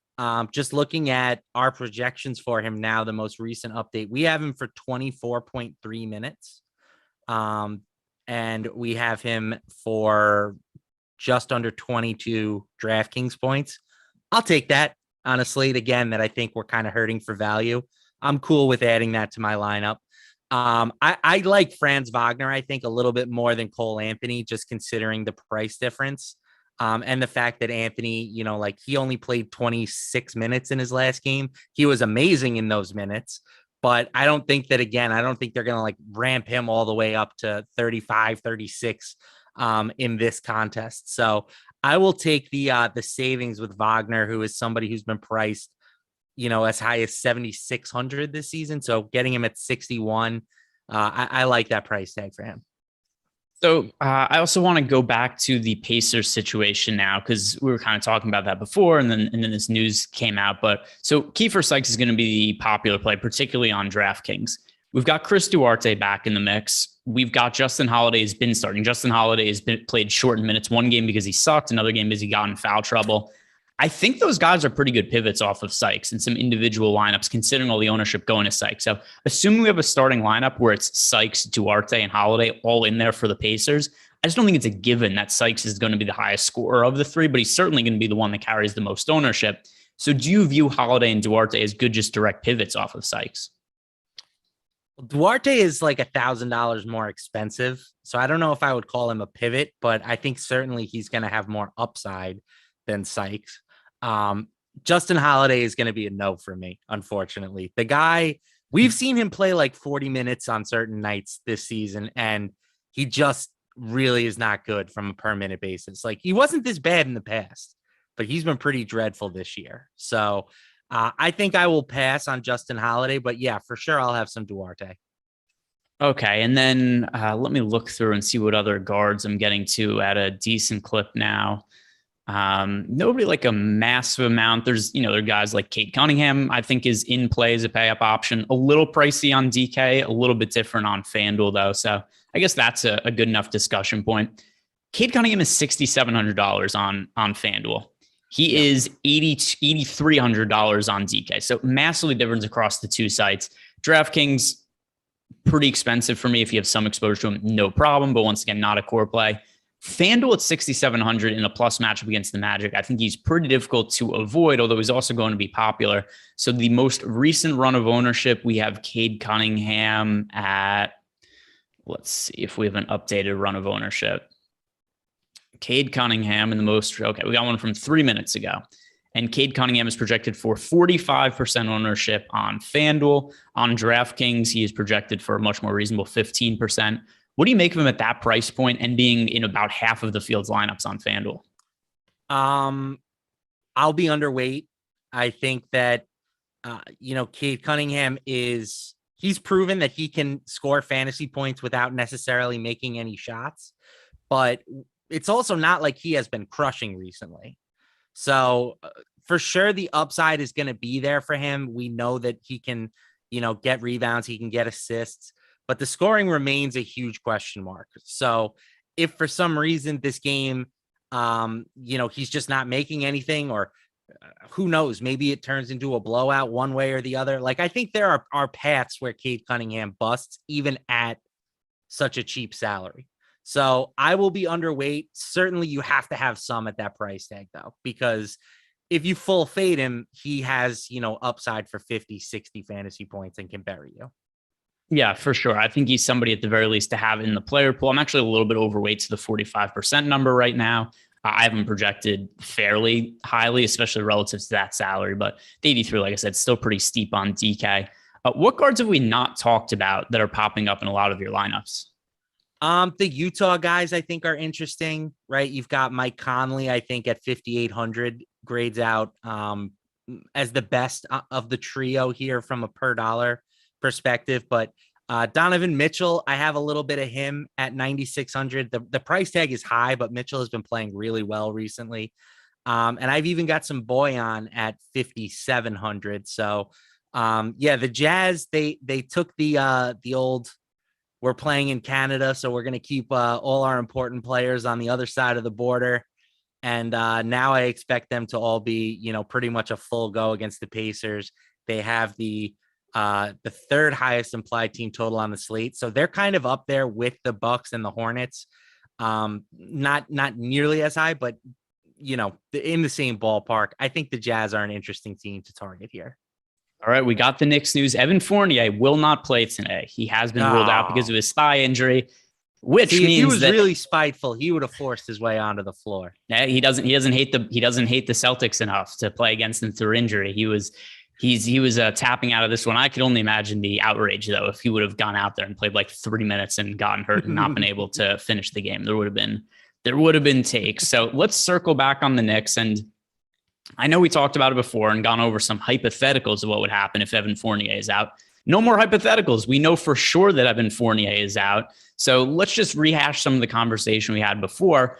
To me, I think Alec Burks is the player that benefits the most. He's got a reasonable salary. I think his playing time is really secure now. And Alec Burks, he's played a couple of different roles, a number of different roles for the Knicks this year. But in general, when he's in the starting lineup, he plays big minutes. So this year we've seen Alec Burks start 14 games. He's averaging 37 minutes per game as a starter. I think that we're going to see like 36 to 38 minutes from him today. If I could only roster one Knicks player today, I would be going to Alec Burks. Easily Alec Burks. Yes, for sure. I mean, he had 27 and a quarter DraftKings points in his last game, making one shot.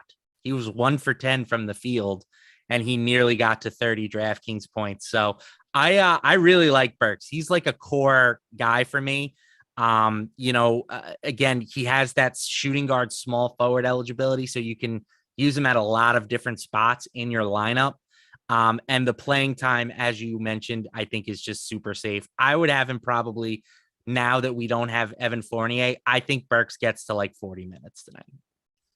Shout out to Shane Daly, leaving us a super chat, who helped us create some of the best content we've ever done on the show the other day. So super chat from Shane Daly as a follow-up. Thanks for all the great content. Winner of the best lover helped him win 75% of his cash lineups that night. GP pay was but all good. Thank you. I'm happy I was able to help. So for those of you who are not aware, Shane left a super chat the other day and wanted to know, between myself and Eric Lindquist, who is the best lover on the program? And it created a whole debate. And without much doubt, we know that EMAC would be the winner if it was a company-wide vote. But at least for that night, I slightly edged out Eric Lindquist in that poll, and ultimately led to Shane siding with some of my picks over Eric's. Won his cash games. Love to see it. More confirmation that I was the rightful winner of that poll.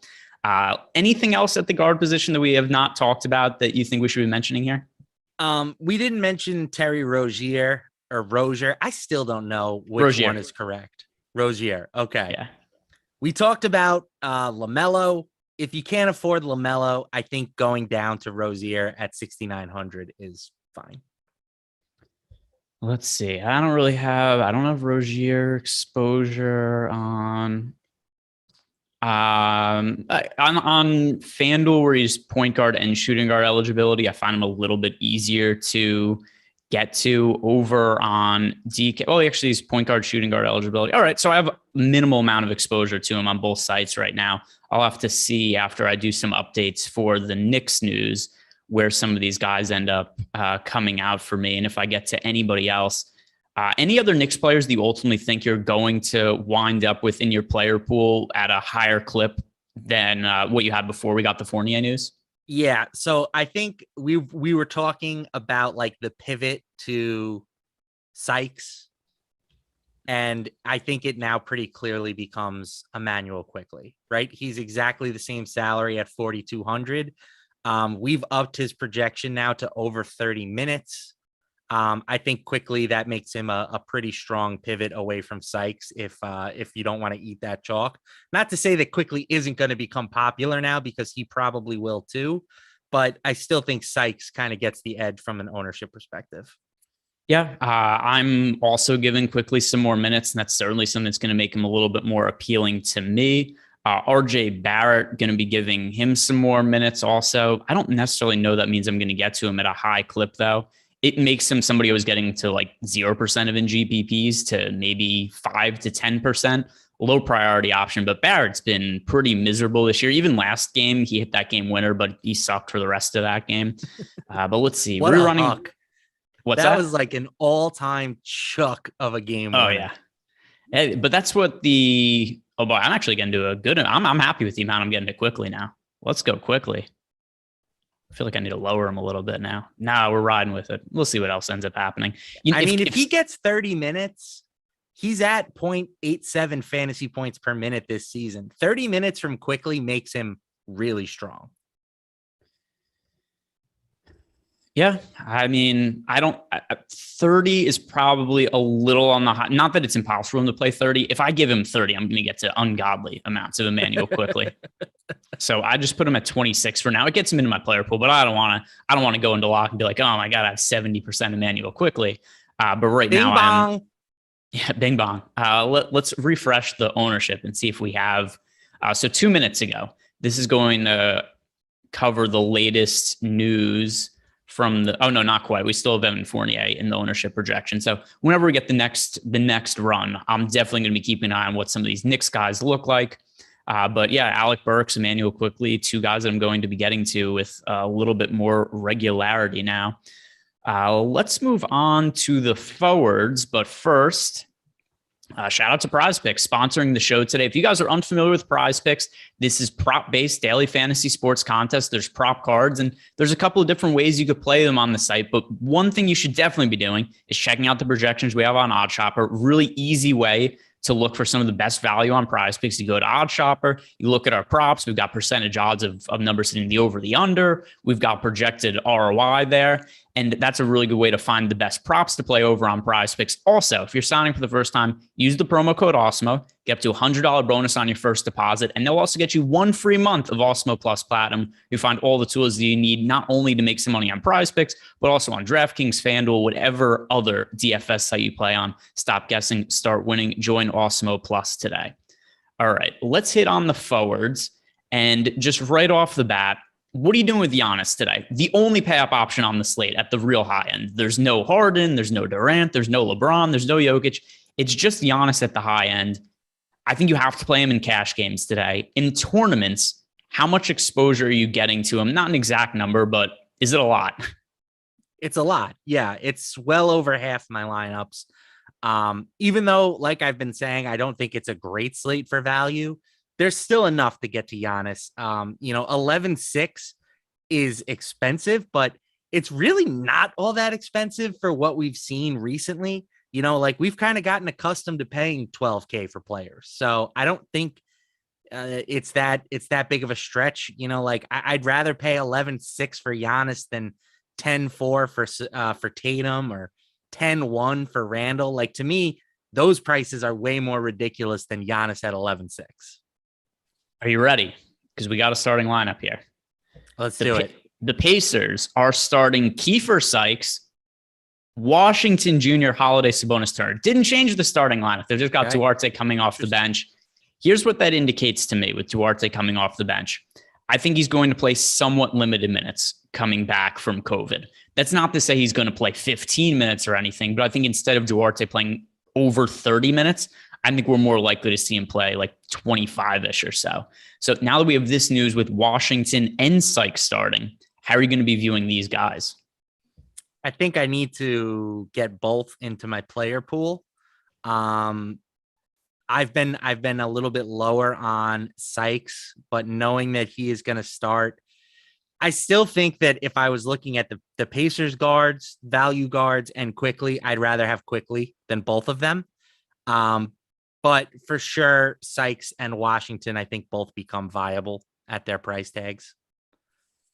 If you could only roster one of them between Sykes and Washington, who are you going with? And this is also going to have to be a little bit dictated on ownership. Obviously, if we find out that Sykes is 40% owned, Washington is 5%, that's going to be a little bit different, but just kind of making assumptions of what we think the ownership could be. If you're only playing one of them in a single entry lineup, where would you lean? Where would your lean be?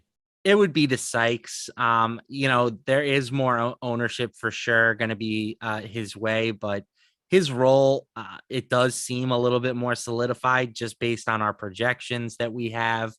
Again, I'm not sure why everyone is so confident that it's Sykes over Washington. He's been better than Washington with his minutes, but both guys have been playing a lot recently. I don't know. This is a situation where I kind of want to say I'm taking a stand with Dwayne Washington, but I also feel stupid going against Alex and all the other industry experts. And we also got the Detroit Pistons lineup, which I saw it came in at the same time as the Pacers lineup. The Pacers lineup was a more pressing one for me to talk about first. Also, the Pistons lineup, there's no surprises. It's Killian Hayes, Cunningham, Diallo, Bay, Stewart. That's basically who they've been starting every game. So nothing really changes there. Some super chats to get to. First from Tyler Hitchcock. On DK, can you play Burks and Quickly in the same lineup? Yeah, I don't have any issue with that. We've got a fairly shorthanded Knicks team with Fournier out. Something else to consider. It's a 5-game slate. It's not like this is a 12-game slate with a whole bunch of options. We're a little bit stretched for cheaper value plays. I don't have any issue with playing Burks and Quickly together. Do you, Matt? Nope. Another super chat here from Dom and Nolan. So I don't know whether I'm answering to Dom or Nolan here, but to Dom and Nolan, best 3 players under 4,600 on DK, any position. All right, let's sort by salary. Rerun my lineups here for the Pacers news. So one of them is obviously Hassan Whiteside. We haven't talked about centers yet. Yep. But one of them is Hassan Whiteside. Ownership aside, like Whiteside played as bad as he could possibly play yesterday, and he scored 21 fantasy points at the same price point on D. Still landed that in the first place lineup today. So Whiteside is going to be one of them.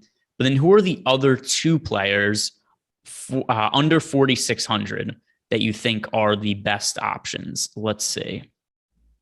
For me, it's going to be Quickly and Gillespie. It is Quickly and Sykes for me. And I don't mind if I'm going to be playing some contrarian guys like Quickly, and assuming Quickly is going to be contrarian, I'll check the ownership again to see if that's been updated. Like, I don't mind playing Sykes if I have some contrarian plays in that lineup. Obviously, it becomes a little problematic. It's just like, I'm playing Giannis, I'm playing Whiteside, I'm playing Sykes. You're just playing all of the most popular plays on the slate. That's going to be difficult to differentiate in a GPP. But if we get a lower owned Quickly, which looks like it's going to be the case, we've updated ownership now 15% on Quickly. Updated ownership on Sykes, he's at 30%. 15% for Quickly is pretty reasonable for a slate of this size. So to me, I like getting to Quickly a decent amount. And let's see, where's Dwayne Washington? So this doesn't take into account the Pacers news yet, because Washington's projected for 0.1% ownership. I would love him at 0.1% ownership. That's not going to be what his ownership is, though. So I'll be on the lookout for that. Until then, we'll get back to forwards. Here's another forward I'm getting to a whole bunch today. My favorite points per dollar play on the Charlotte Hornets is Miles Bridges. Bridges is $7,900 over on DK. FanDuel, a little more expensive at $8,000. Whatever, that's not really problematic. One thing that is maybe a little bit restrictive is you can only play him at small forward on FanDuel, as opposed to getting the utility spot, and you also get power forward eligibility out of Bridges on DK. But $7,300 on DK for Miles Bridges. I view him as one of the best overall plays on the slate. If I'm getting to a lot of Giannis, like I said before, I want to have some Charlotte run back options on the other side, just for the chance of a mini stack, because the game is such a higher total than every other game on the slate. Bridges is one of the players that makes the most sense to me. Any pushback from you on that? None. I really like Miles Bridges at 7,300. It's hard to make any sort of argument that that's a bad price tag, right? Like, he didn't play all that much in their last game because it was a blowout, but the game prior, he went off for, over 50 fantasy points. So I have no problem with him at 7,300. I don't know if I would say he's my favorite points per dollar forward. I think for me, that might be Alec Burks, but certainly Bridges is up there for me from an ownership perspective. Yeah. And by the way, guys, let's see. Don't make up stuff in the chat. It's not a big deal. Just don't do it. Watch the show. And here's the starting lineup for the Indiana Pacers. It is, like I said before, Sykes, Washington, Holiday, Sabonis, Turner, Washington. There's no advantage to be gained by just making up news in the chat. There's maybe 2 people that'll read that and just and like you're not gaining some edge on the field because you came to our YouTube chat and you spread some misinformation. It's just, right, you're being a dick, and there's maybe a couple of people that will read that and get confused. But there's no advantage to be gained by lying on the internet. Nobody lies. The internet is only where truth is told. Don't be a liar on the internet. Follow up from Dom and Nolan. Thank you guys. Had Hassan and Sykes, going to put in quickly. Thank you for the super chat. We appreciate you. And it looks like we are. And by the way, people are like, "Oh, I fell for it." No, it's okay. We've got 17 minutes. You can go ahead and edit your lineups. People asking for a Knicks starting lineup. I have not seen one yet. People are saying that it came out. Let me see if I could find that in our Discord channel. Was that posted? No, the last one we had posted was the Hornets starting lineup, the Bucks starting lineup, which has Jordan Nwora in it, which I was just going to talk about him in a second. And yeah, no Knicks starting lineup yet. Hopefully that should come in soon. Another super chat here from Eytan Queskin. He's just making a statement here. He's telling us Mamouloukshavili is going to break the slate at 3,200. I'm going to pass on him breaking the slate at 3,200. How about you? Yeah. Yes, I will pass on Sandro. Yeah. Sandro Mamouloukshavili. I'm almost positive I'm saying. I'm actually not totally positive I'm saying it right, but I do my best. I actually listened. I listened to the Nets play the Bucks yesterday on the radio, and it was Mamouloukshavili. So pretty much what you've been saying, just a little smoother. Yeah, and it's us with our Northeast accents. What are we going to do about it? This isn't in our wheelhouse saying some of these crazy names, but I'm pretty sure I've got that one down. And so people wanting to know about the Knicks starting lineup, we don't have the Knicks starting lineup. When we have the Knicks starting lineup, we'll talk about it, but we don't know what it is right now.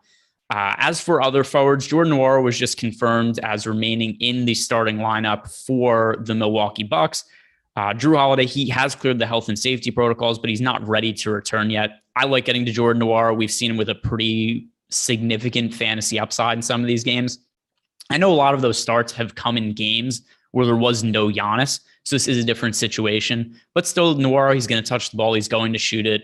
I like getting to Nwora today, and now that he's confirmed as a starter, that makes me feel better about it. How do you feel about Nwora now confirmed in the Bucks starting lineup?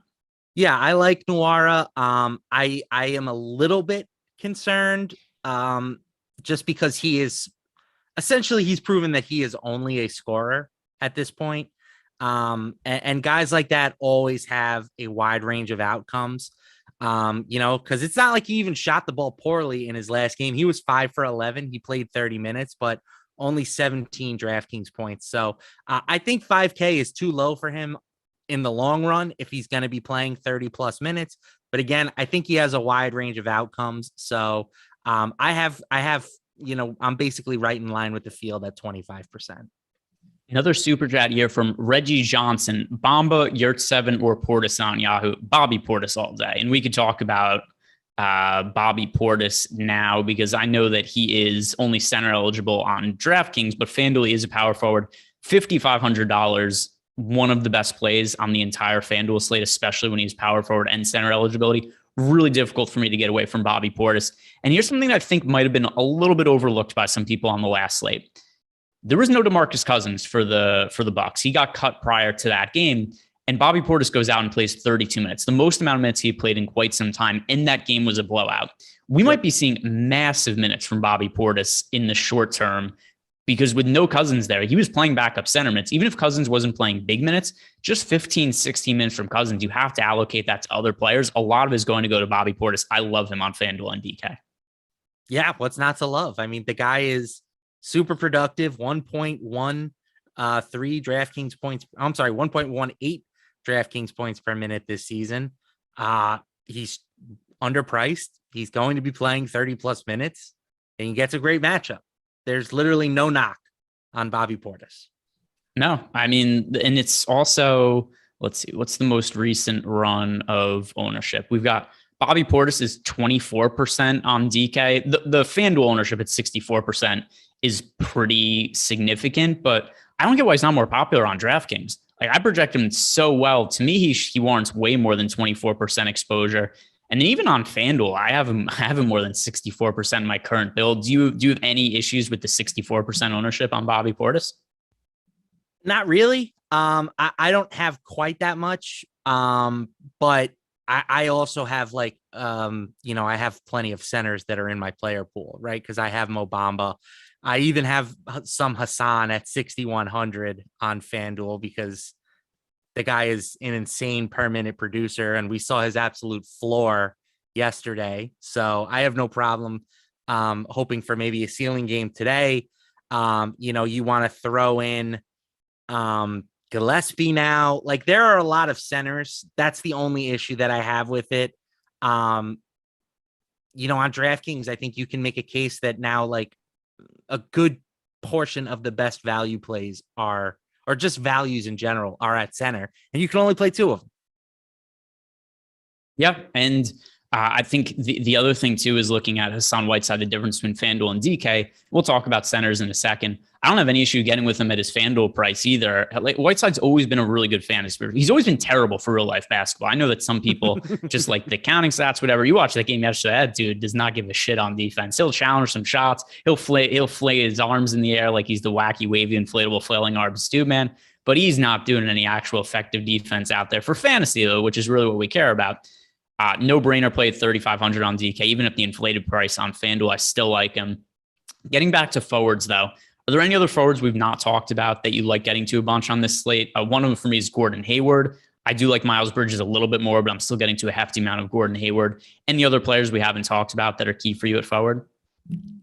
I'm really interested in Miami. If Jimmy Butler is out, I think that, guys like Max Struss and Caleb Martin become really strong plays, especially if it's going to be tougher for people to pivot to them, with it being an island game, essentially. So I'm building those guys into my player pool, and I will adjust if I have to.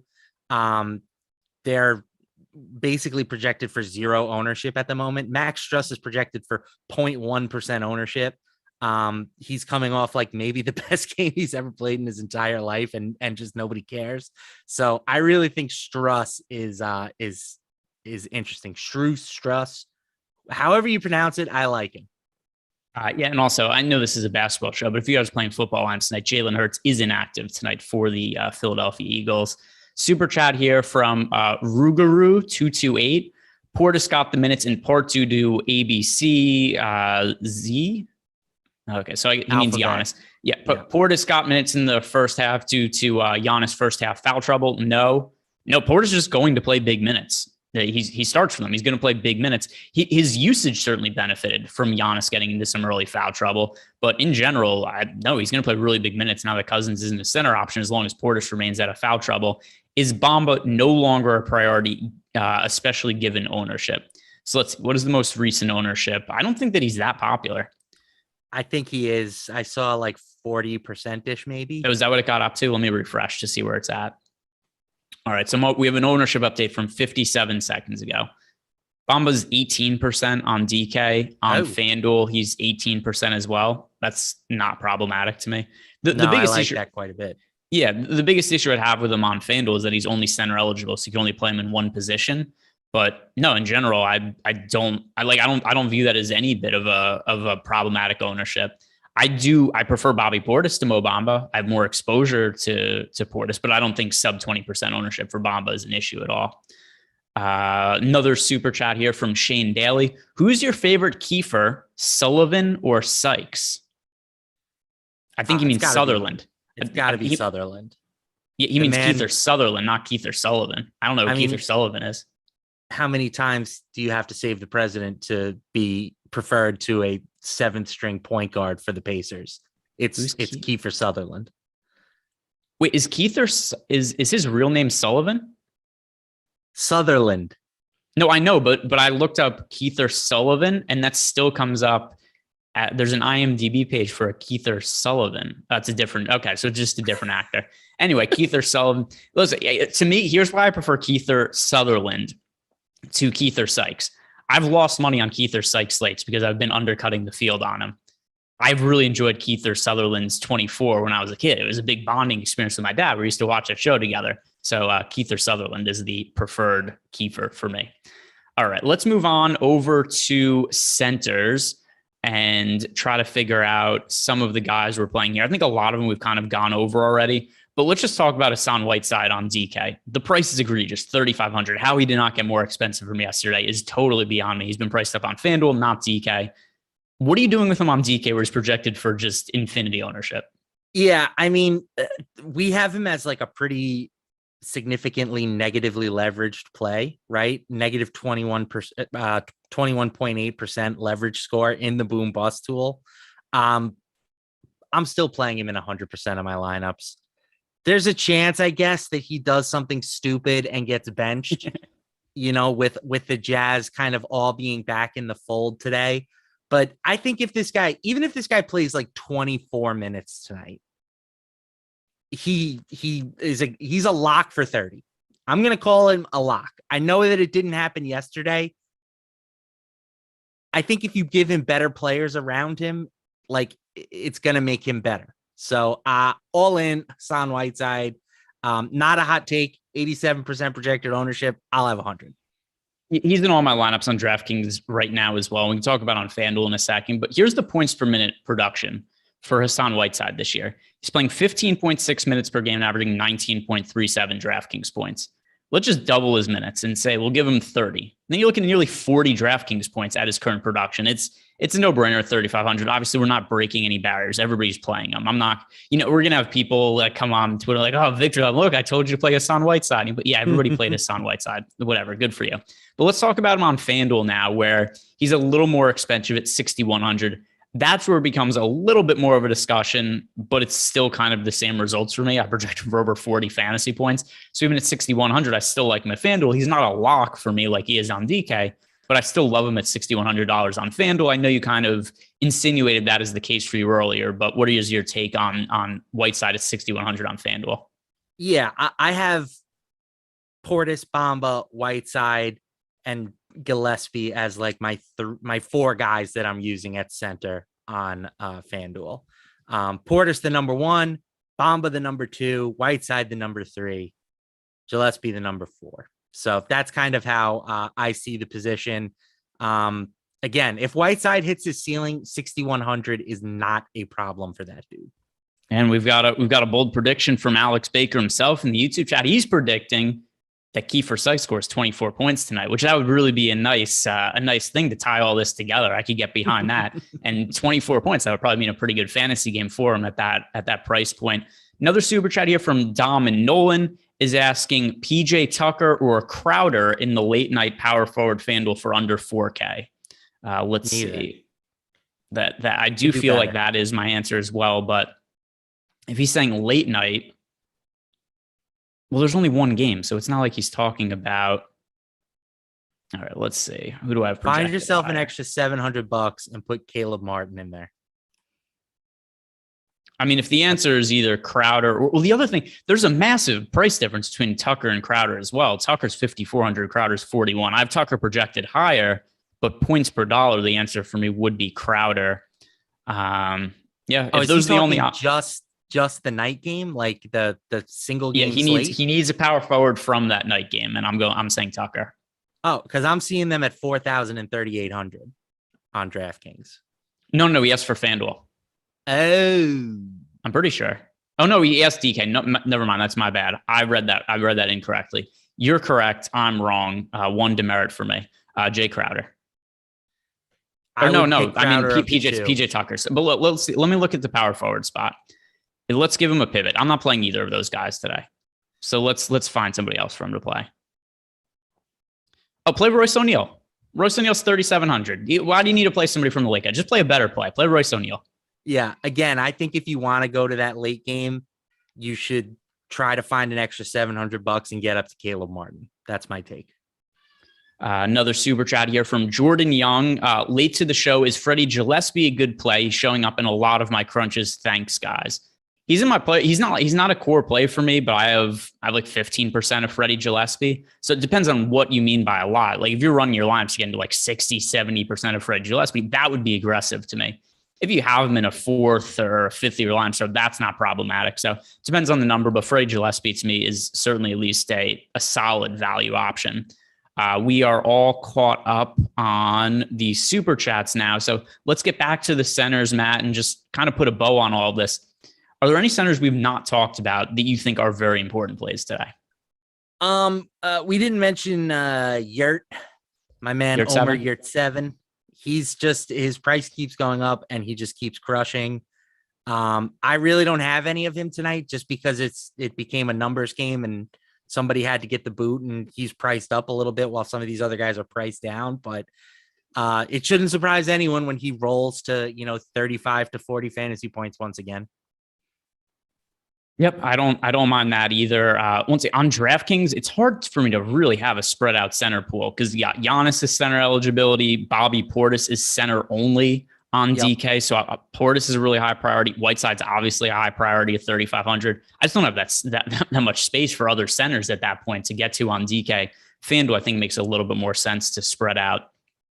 We've got about 30 seconds to go until lock. A quick super chat here from Teddy Wayman, Mitchell or Booker on FanDuel. Let's see. Who do I have more of over on FanDuel? That is Mitchell for me. How about you, Same. Mitchell or Booker? Mitchell, for sure. Yeah, quick answer. We had to get that in there right before lock. So even though the show is the slate's about to lock, doesn't mean the show ends. Matt and I are going to be sticking around. We're going to be talking about Prize Picks, who's the sponsor of the show. We're going to be looking at Odd Shopper. We're talking about some player prop bets. So don't go anywhere. The other thing also, we could get news that comes out. Who knows? Jimmy Butler in the next 30 minutes, he could get rolled out. He could get rolled in. So anything that happens that could impact the slate in the next 30 minutes, we're going to be talking about from a FanDuel and a DraftKings perspective. So don't go anywhere. All right, let's head on over to Prize Picks now. And Matt, pull up Odd Shopper while I'm doing the read, and then you'll have it all set to go, and we could talk about some of the props there. If you guys are unfamiliar with Prize Picks, which is what we're about to talk about, they're sponsoring the show. You could sign up right now for the first time using the promo code Awesemo, get up to $100 bonus on your first deposit, and that also comes with 1 free month of Awesemo Plus Platinum, where you find all the tools you need to make some money on FanDuel, DraftKings, Yahoo, wherever you play DFS.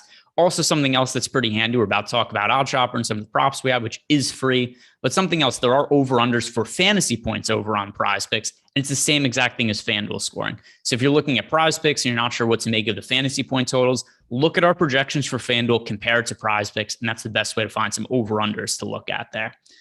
All right, I'm pulling up Prize Picks now. Do you have Odd Shopper pulled up? I do. All right. Well, you know what I also just realized is going to make this pretty tricky? Most of the games have locked already, so we're not going to have that many games to talk about. We might have to dive into some other sports and talk about these wonky Saturday night football games. But NBA, we've got the 10-minute cushion still. We do. That's true, and we should take advantage of that until 7:10. So let's start with this Hornets versus Bucks game, because I do think that's the best game on the slate, and we've got limited time to talk about it. Let's do it. So I lost the bets on Odd Shopper because the game started. Well, there goes that. Oh yeah, because it's time sensitive, so they probably got locked. But let's look at some of the fantasy point totals at least. So the fantasy point totals for this game, I'll pull up the fantasy score and I can compare some of that. We've got 59 for Giannis, 42 for LaMelo, 39 for Middleton, 36.5 for Miles Bridges. That's the first one that stands out to me. Smash. 36.5 for Miles Bridges. Give me the over. So I understand that Miles Bridges has not played quite as well as of late as he did compared to he did to the start of the season, where he was just absolutely annihilating. But that was some unsustainable stuff. Like, I'm never going to expect him to regularly be like 45% 3-point shooter ever did over the first stretch of the season. With that said, I still have Bridges projected for nearly 40 fantasy points today. I think that's about what we had him for on the site as well. Let's see. What was our projection for Miles Bridges? We had him projected for, same thing, a little under 40 fantasy points. So I look at that number on Miles Bridges. Give me the over on that, especially with the pace of play there. Do you think it makes sense, Matt, to take a few of these guys together, maybe parlays the overs together, just in the chance like, hey, if this game ends up being a shootout, maybe overtime, it's as high scoring as the spread is, or as high scoring as the total is, it would mean to me that a bunch of these guys are going to score a lot of fantasy points. So do you think it makes sense to build a player prop card on Prize Picks that has the overs for some of these guys together? Yeah, I always try to correlate my cards like this. So if you want to build a game stack and hope for a shootout, that's cool. If you wanted to, just try to look at some correlated outcomes, like if you expect player A to do good, you think player B might be bad. That's something you can work on as well. So there are plenty of ways that I think you can correlate your cards here on Prize Picks. But yeah, playing for a shootout is one of them for sure. All right, I'm pulling up. By the way, score of the football game right now is 21-20. We've got the Dallas Philly game starting at 8:15. We could dive into that also. We just got the news officially that Gardner Minshew is going to be starting with Jalen Hurts resting. Obviously, that's not a surprise. We'll find out that Jalen Hurts isn't playing. It's going to be Gardner Minshew. So we could talk about some of those as well. Let me pull up the NBA games so we can start getting those on the screen over here. We could tilt, react to everything going on. People love the tilt when we come on and we get upset about whatever's happening in the game. But what I think people need to realize is that every single DFS contest is settled in the first 6 minutes of the first quarter of the first games that start. So if people think it's overreacting, no, it's proper reactions.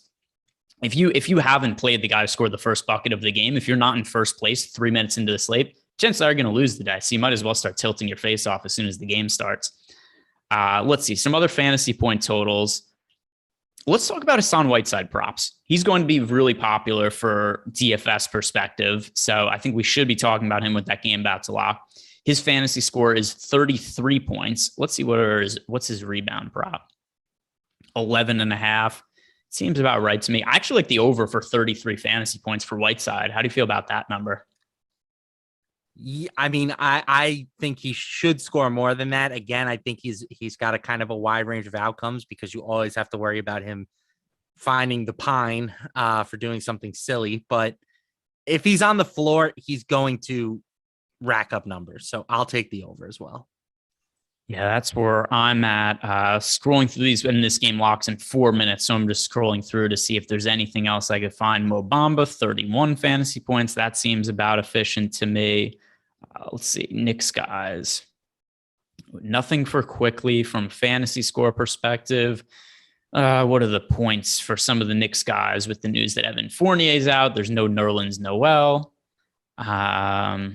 Let's look at, is there anything for Kiefer, for our guy, Kiefer Sykes?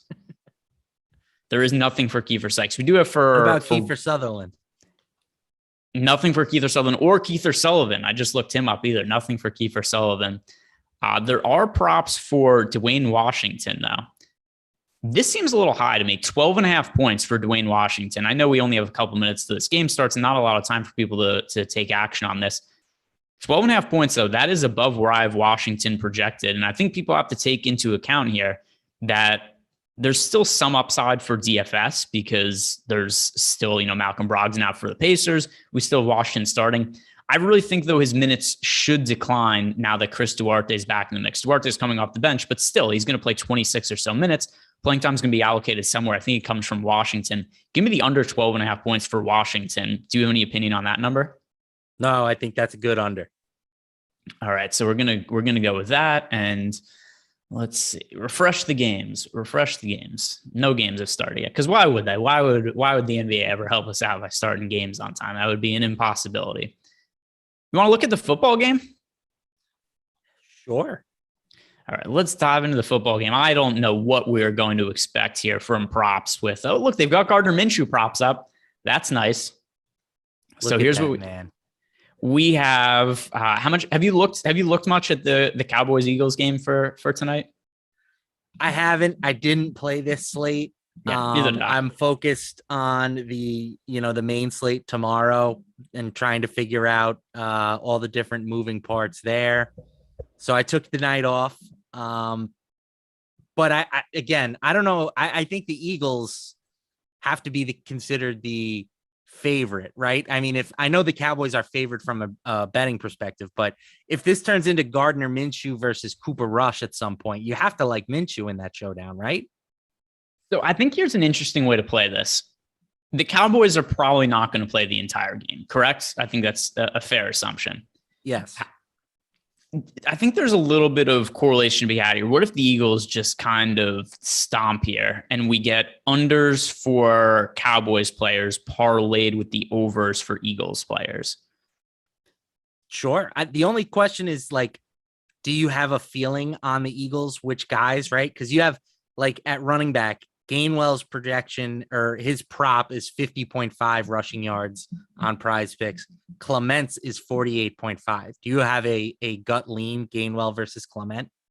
Let's pull up our projections. Do I personally? No, but let's see what our projections are because maybe that will be a better indicator because I did not spend a lot of time today in my NBA prep ruminating on what would happen about the Eagles-Cowboys game. But one thing that is really nice about our projections for NFL is that we also have our NFL projected stats page where you can just look at some of the individual teams and you could sort them out and see what our individual projections are. So we have we have Kenneth Gainwell projected for 70 rushing yards today. Okay. I mean, so with that in mind, I would feel good with going to Kenneth Gainwell as being the guy for Philly and taking the over there.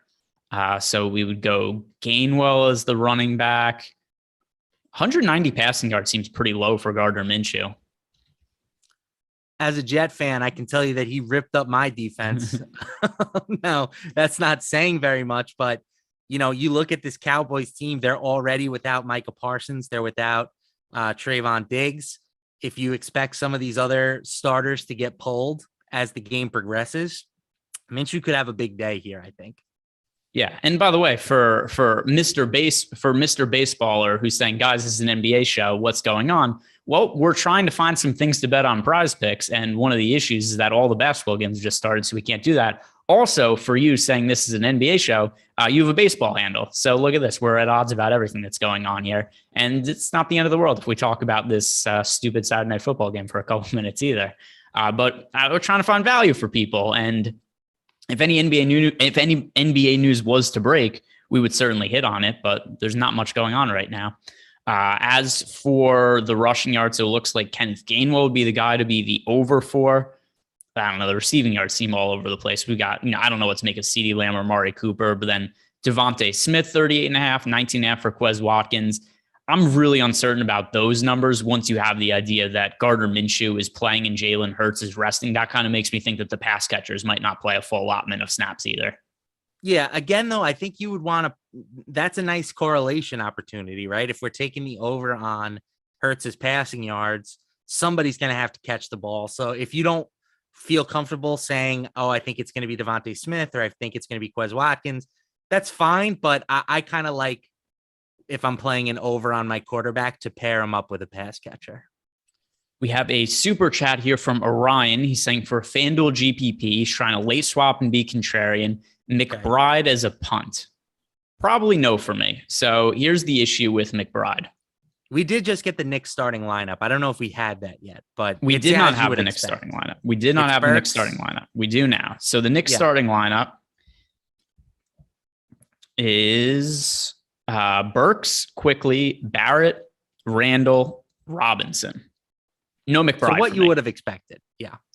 I don't know. I was necessarily expecting Quickly to start. I certainly like him a lot now that he's starting. We liked him already before this, though. We thought that he was going to be the player who benefited the most from a GPP standpoint with Evan Fournier rolled out. So I like getting to Quickly. Not necessarily a surprise to me that he's starting. We look at some of his Prize Picks props. I certainly like getting to Quickly if possible. Another thing also to consider with him starting, this wasn't announced till after the main slate locked. I don't think that many people are going to be swapping on to Quickly. I hope you're right, because I ended up with gobs of Quickly. He's in a little less than half my lineups at this point. If I gave him the 30 minutes that we were talking about before, then he would have ended up in like 70% of my lineups. That's what I've got. Just about. Okay. I've got, by the way, I've got the Jazz Pacers game on screen, so we could watch our guy. Should we just call him Kiefer Sullivan for the hell of it now? Is that just who he is now? Yeah, I think so. All right, here we go. The Jazz, Whiteside is in alongside Conley, Mitchell, Bogdanovich, O'Neal. So again, kind of what was expected there for Utah. Yeah. So Utah never gave us the starting lineup before the slate locked. Just the starting lineup came out and was like, hey, here's who it is. So we are a minute and a half in. They went zero center. They put like I don't know, Rudy Gay in and went so small ball. It would have just ruined my day. But thankfully they didn't. And so the first 2 minutes of the game, here's where everything has been decided on the slates already.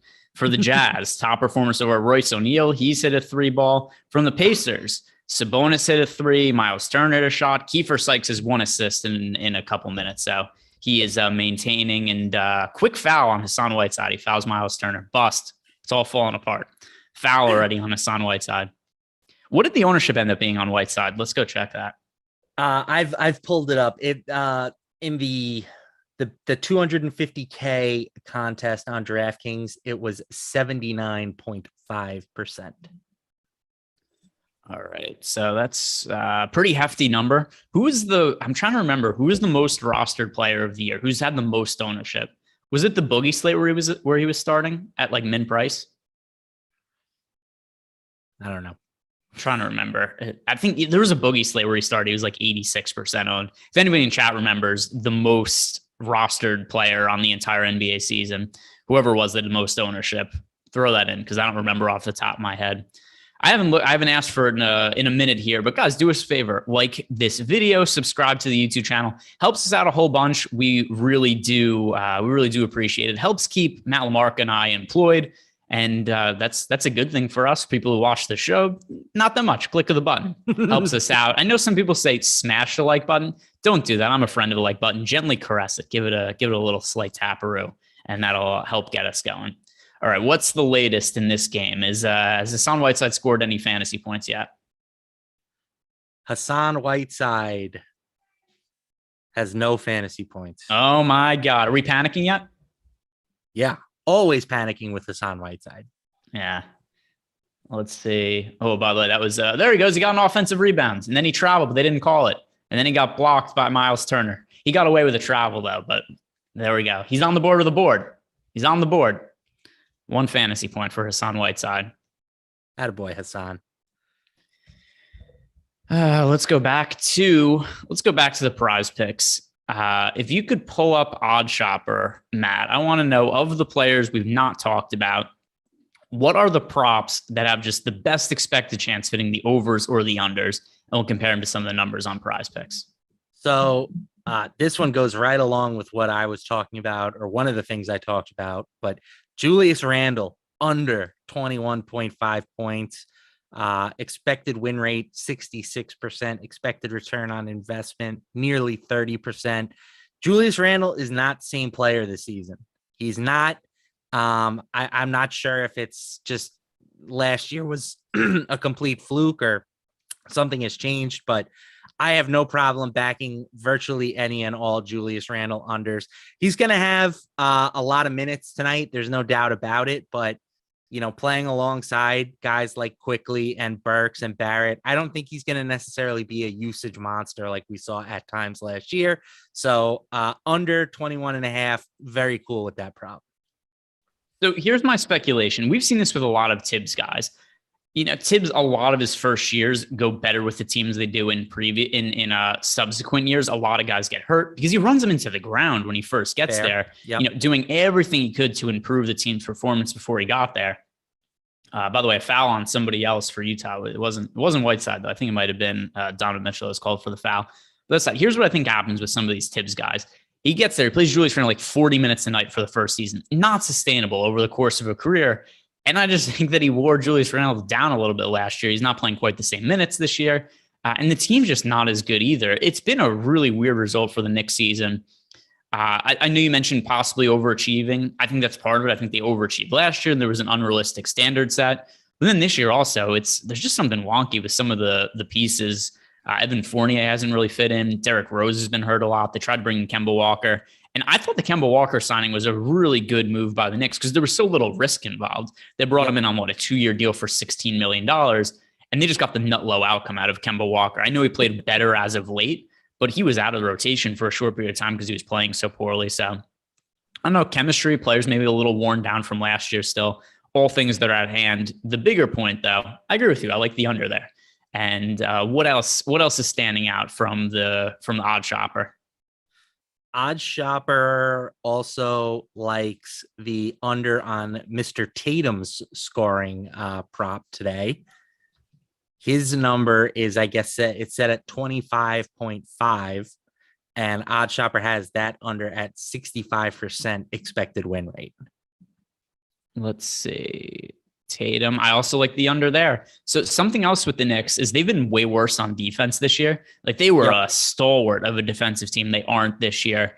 But still, this is a game that, at least for this particular game, is projected to be pretty low scoring. 205.5 total, by far the lowest of any game on the slate today. We've got 235 for the Milwaukee Charlotte game, 225 Utah Indiana, 215 for Orlando Detroit. Those games have already started. 218 for Miami Phoenix. So we're looking about 10 points lower than any other game on tonight's slate, New York Boston. That's just going to in itself make it really difficult for players to score points.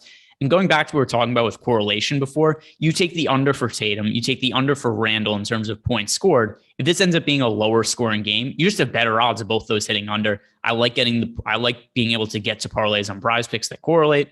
So let's hit on both of those hit unders. Is there anything else that looks like a pretty good under there for that game? In that game, under 2 fouls on Whiteside. He's out of the game. Patnik. Fantastic. They have. Do we have a Schroeder line listed? Dennis Schroeder. Like it. I didn't see anything for. Oh, I spelled his name wrong. Nothing. Yeah, nothing for Dennis Schroeder. It's generally going to be starting players, and Dennis Schroeder's been wildly irrelevant this season. Yeah. So RJ Barrett, the under on his scoring prop, has a decent win rate. We have 63% expected win on under 18.5 points. So that could be another one to potentially throw in. And then Odd Shopper also likes the over on Horford from a rebounding perspective. So that does tie into a low scoring game if you think about it, right? Low scoring, more missed shots, more rebound opportunities. So I think there is some correlation potentially to add a rebounding over with scoring unders. Yep, I don't have any issue with that. By the way, talking about Dennis Schroeder now has been irrelevant this year. Talk about a guy who left a bag on the table. He was offered $100 million contract last year, turned it down because he thought he could get more in free agency, and ended up signing for the mid-level exception. Dude cost us like $90 million. Can you imagine this scenario played out? A team offered Dennis Schroeder $100 million. He turned it down, and somehow they ended up with a player on a worse contract. So not only that, but think for DFS, how many times have you made like a single entry lineup? You make a 1v1 or a 2v2 swap, and you just think for so long about if it went the wrong way against you, how much money it cost you. And obviously, like, even for us, it's like a few that you'd be like, oh my God, this swap I should have made. It cost me a few $1,000s in this GPP or whatever. I can't believe I did this. He left $90 million on the table. think about that. That's just the nut low of a 2v2 swap. Poor Schroeder. Poor man. I'm sure he's doing fine though. But yeah, I mean, he's not homeless or anything. It's not like he's sleeping outside the stadium and showing up and playing basketball. But still, that's a life. That's family tree changing amount of money, right? Like he was setting up generations of his family with wealth for forever, and now he just doesn't have that. Also, people bringing up Boogie Cousins as somebody else who did that, and Eric Johnson. He works at McDonald's now. Yeah, that would be really funny. He has to work 2 jobs now. Like like he's in the UFC, where all the fighters in the UFC that aren't high level fighters, they're working at, they're working at like Target, and they have to go fight somebody and get punched in the face afterwards. But yeah, it's not like Dennis Schroeder's working the cash register, then he's showing up and putting on the basketball jersey on. We've got a super chat here from Teddy Wayman, who's saying Mitchell is crushing it. Let's see. I've had the game on the periphery, but I haven't really been paying that close of attention. Donovan Mitchell is crushing it. Look at this stat line for the Spider. Love it. 11 points, 2 rebounds, 3 assists, and a steal for Donovan Mitchell in 5 minutes. That is so many more fantasy points than Hassan Whiteside has right now. On the Indiana side of the game, Sykes and Washington, neither of them doing too much of anything. 2 assists for Sykes, 2 assists for Washington. Justin Holiday, 0 stats across the board. A lot of Sabonis, a guy we didn't really talk about. 11 points in his first 6 minutes of playing time here. No other stats, though, which is a little weird. Yeah, just 11 points and a turnover. He was just kind of in that odd man out space where he was like between, and now he's up to 13 points.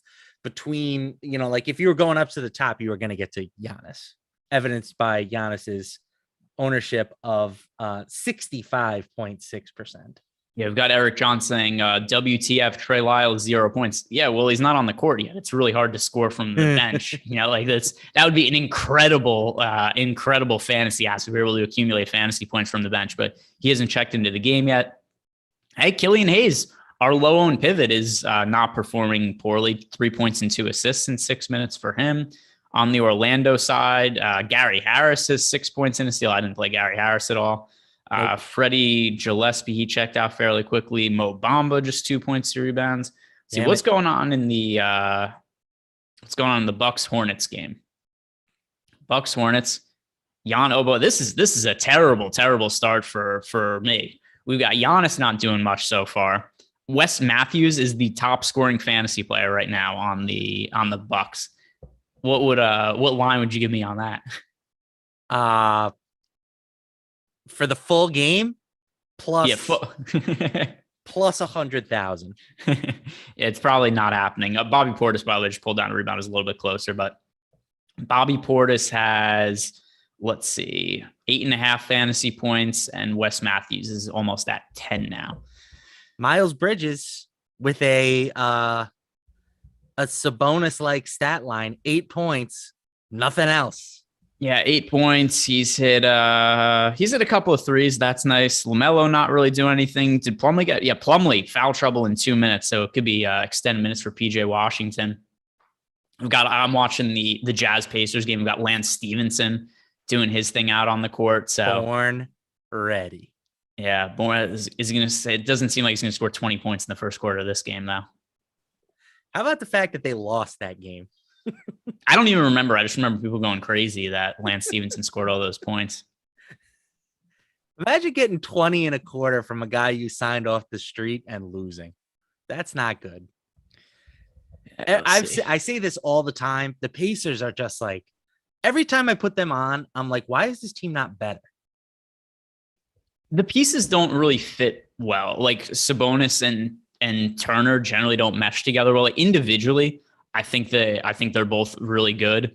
I think Sabonis may be a little bit overvalued, Turner a little bit undervalued in terms of just general basketball sense, because Turner brings so much to the table from a defensive standpoint, which is something a lot of people just don't really care about. And it does seem like they should fit together better, just because Sabonis he's not like a knockdown shooter, but he's a capable shooter. Turner's actually, let me look at, like, Turner, I think, is a legitimately good 3-point shooter. Let me pull this up. Watch him shoot something like incredibly terrible from 3 this year, and then I'll instantly be debunked. But off the top of my head, I'm pretty sure Turner's shooting fairly well from 3. Yeah, he's shooting 36% from 3. Solid for a big man. 35% from his career. He shot as high as 39% from 3. Yeah, but for whatever reason, it just hasn't worked. Karis LeVert also, I think, is somebody who doesn't bring nearly as much to the table from a real life standpoint as he does from fantasy. I think that's also probably fair. I think the Nets did fairly well to get James Harden for him. Yeah, I think they do that trade again. Yeah. Let's see. Who else is... Let's do an over-under. How many fantasy points does Hassan Whiteside finish with? Now that we know that he sucked in the first quarter and he's already got 2 fouls. Chad, chime in. He literally might not play now until the start of the third quarter. I don't know about that, but I think he'll come in. He might not. It's not a lock that he gets back on the floor. I would take, if the line was set at 25, I would take the under. That's fair. Let's see what the chat chime in. How many fantasy points does, and you don't have to say an over under, just give me a number. How many fantasy points do we get out of Hassan Whiteside tonight? Masatero, Mini Mishin here saying 17. We got Chris Montoya under 24. I mean, under 24, he's already under 24. He plays 0 minutes the rest of the game, still be 24. Out of the box digital, 15. LL is saying 20. Kyle Chambers, 22, 20, 15. Mario Chalmers out here for the Heat. Mario Chalmers is on the Heat now. Oh, there's a bold prediction. Marshall White saying 400. That would be quite the bounce back. I would appreciate that. He's sticking by it. He posted again 400. Hey, I dig it. He could still score a bunch of points in a hurry, particularly if he comes in against backups, but certainly a not ideal start for all of us who played Hassan Whiteside. I'm going to have to tweet some memes about that as soon as we finish the show. Just a couple minutes left here, Matt. And oh, by the way, Clown in saying the 1.15 he has now. It's possible. It could be the 1.5 he has now. And then we'll all just be crying at the end of the night. And somebody I've already resigned. You know, we joke about how these first quarter sweats are like, you know, what decide the slate. I'm done. I'm mentally checked out. My 100% Hassan Whiteside did not work. And it's time to turn the page. All right. Who's going to benefit from Hassan Whiteside sucking it up here? Is it going to be a Rudy Gay slate? Are we going to look at this in hindsight and just say, boy, we should have played Rudy Gay as a pivot? Yeah, it might be. I mean, again, they don't have much size, right? I saw that when they took him out, they brought in Pelly, I think. So it's not like they really have any choice. They kind of have to go back to Whiteside at some point, but I think they could survive with a small lineup with Rudy Gay and Royce O'Neal together if they had to.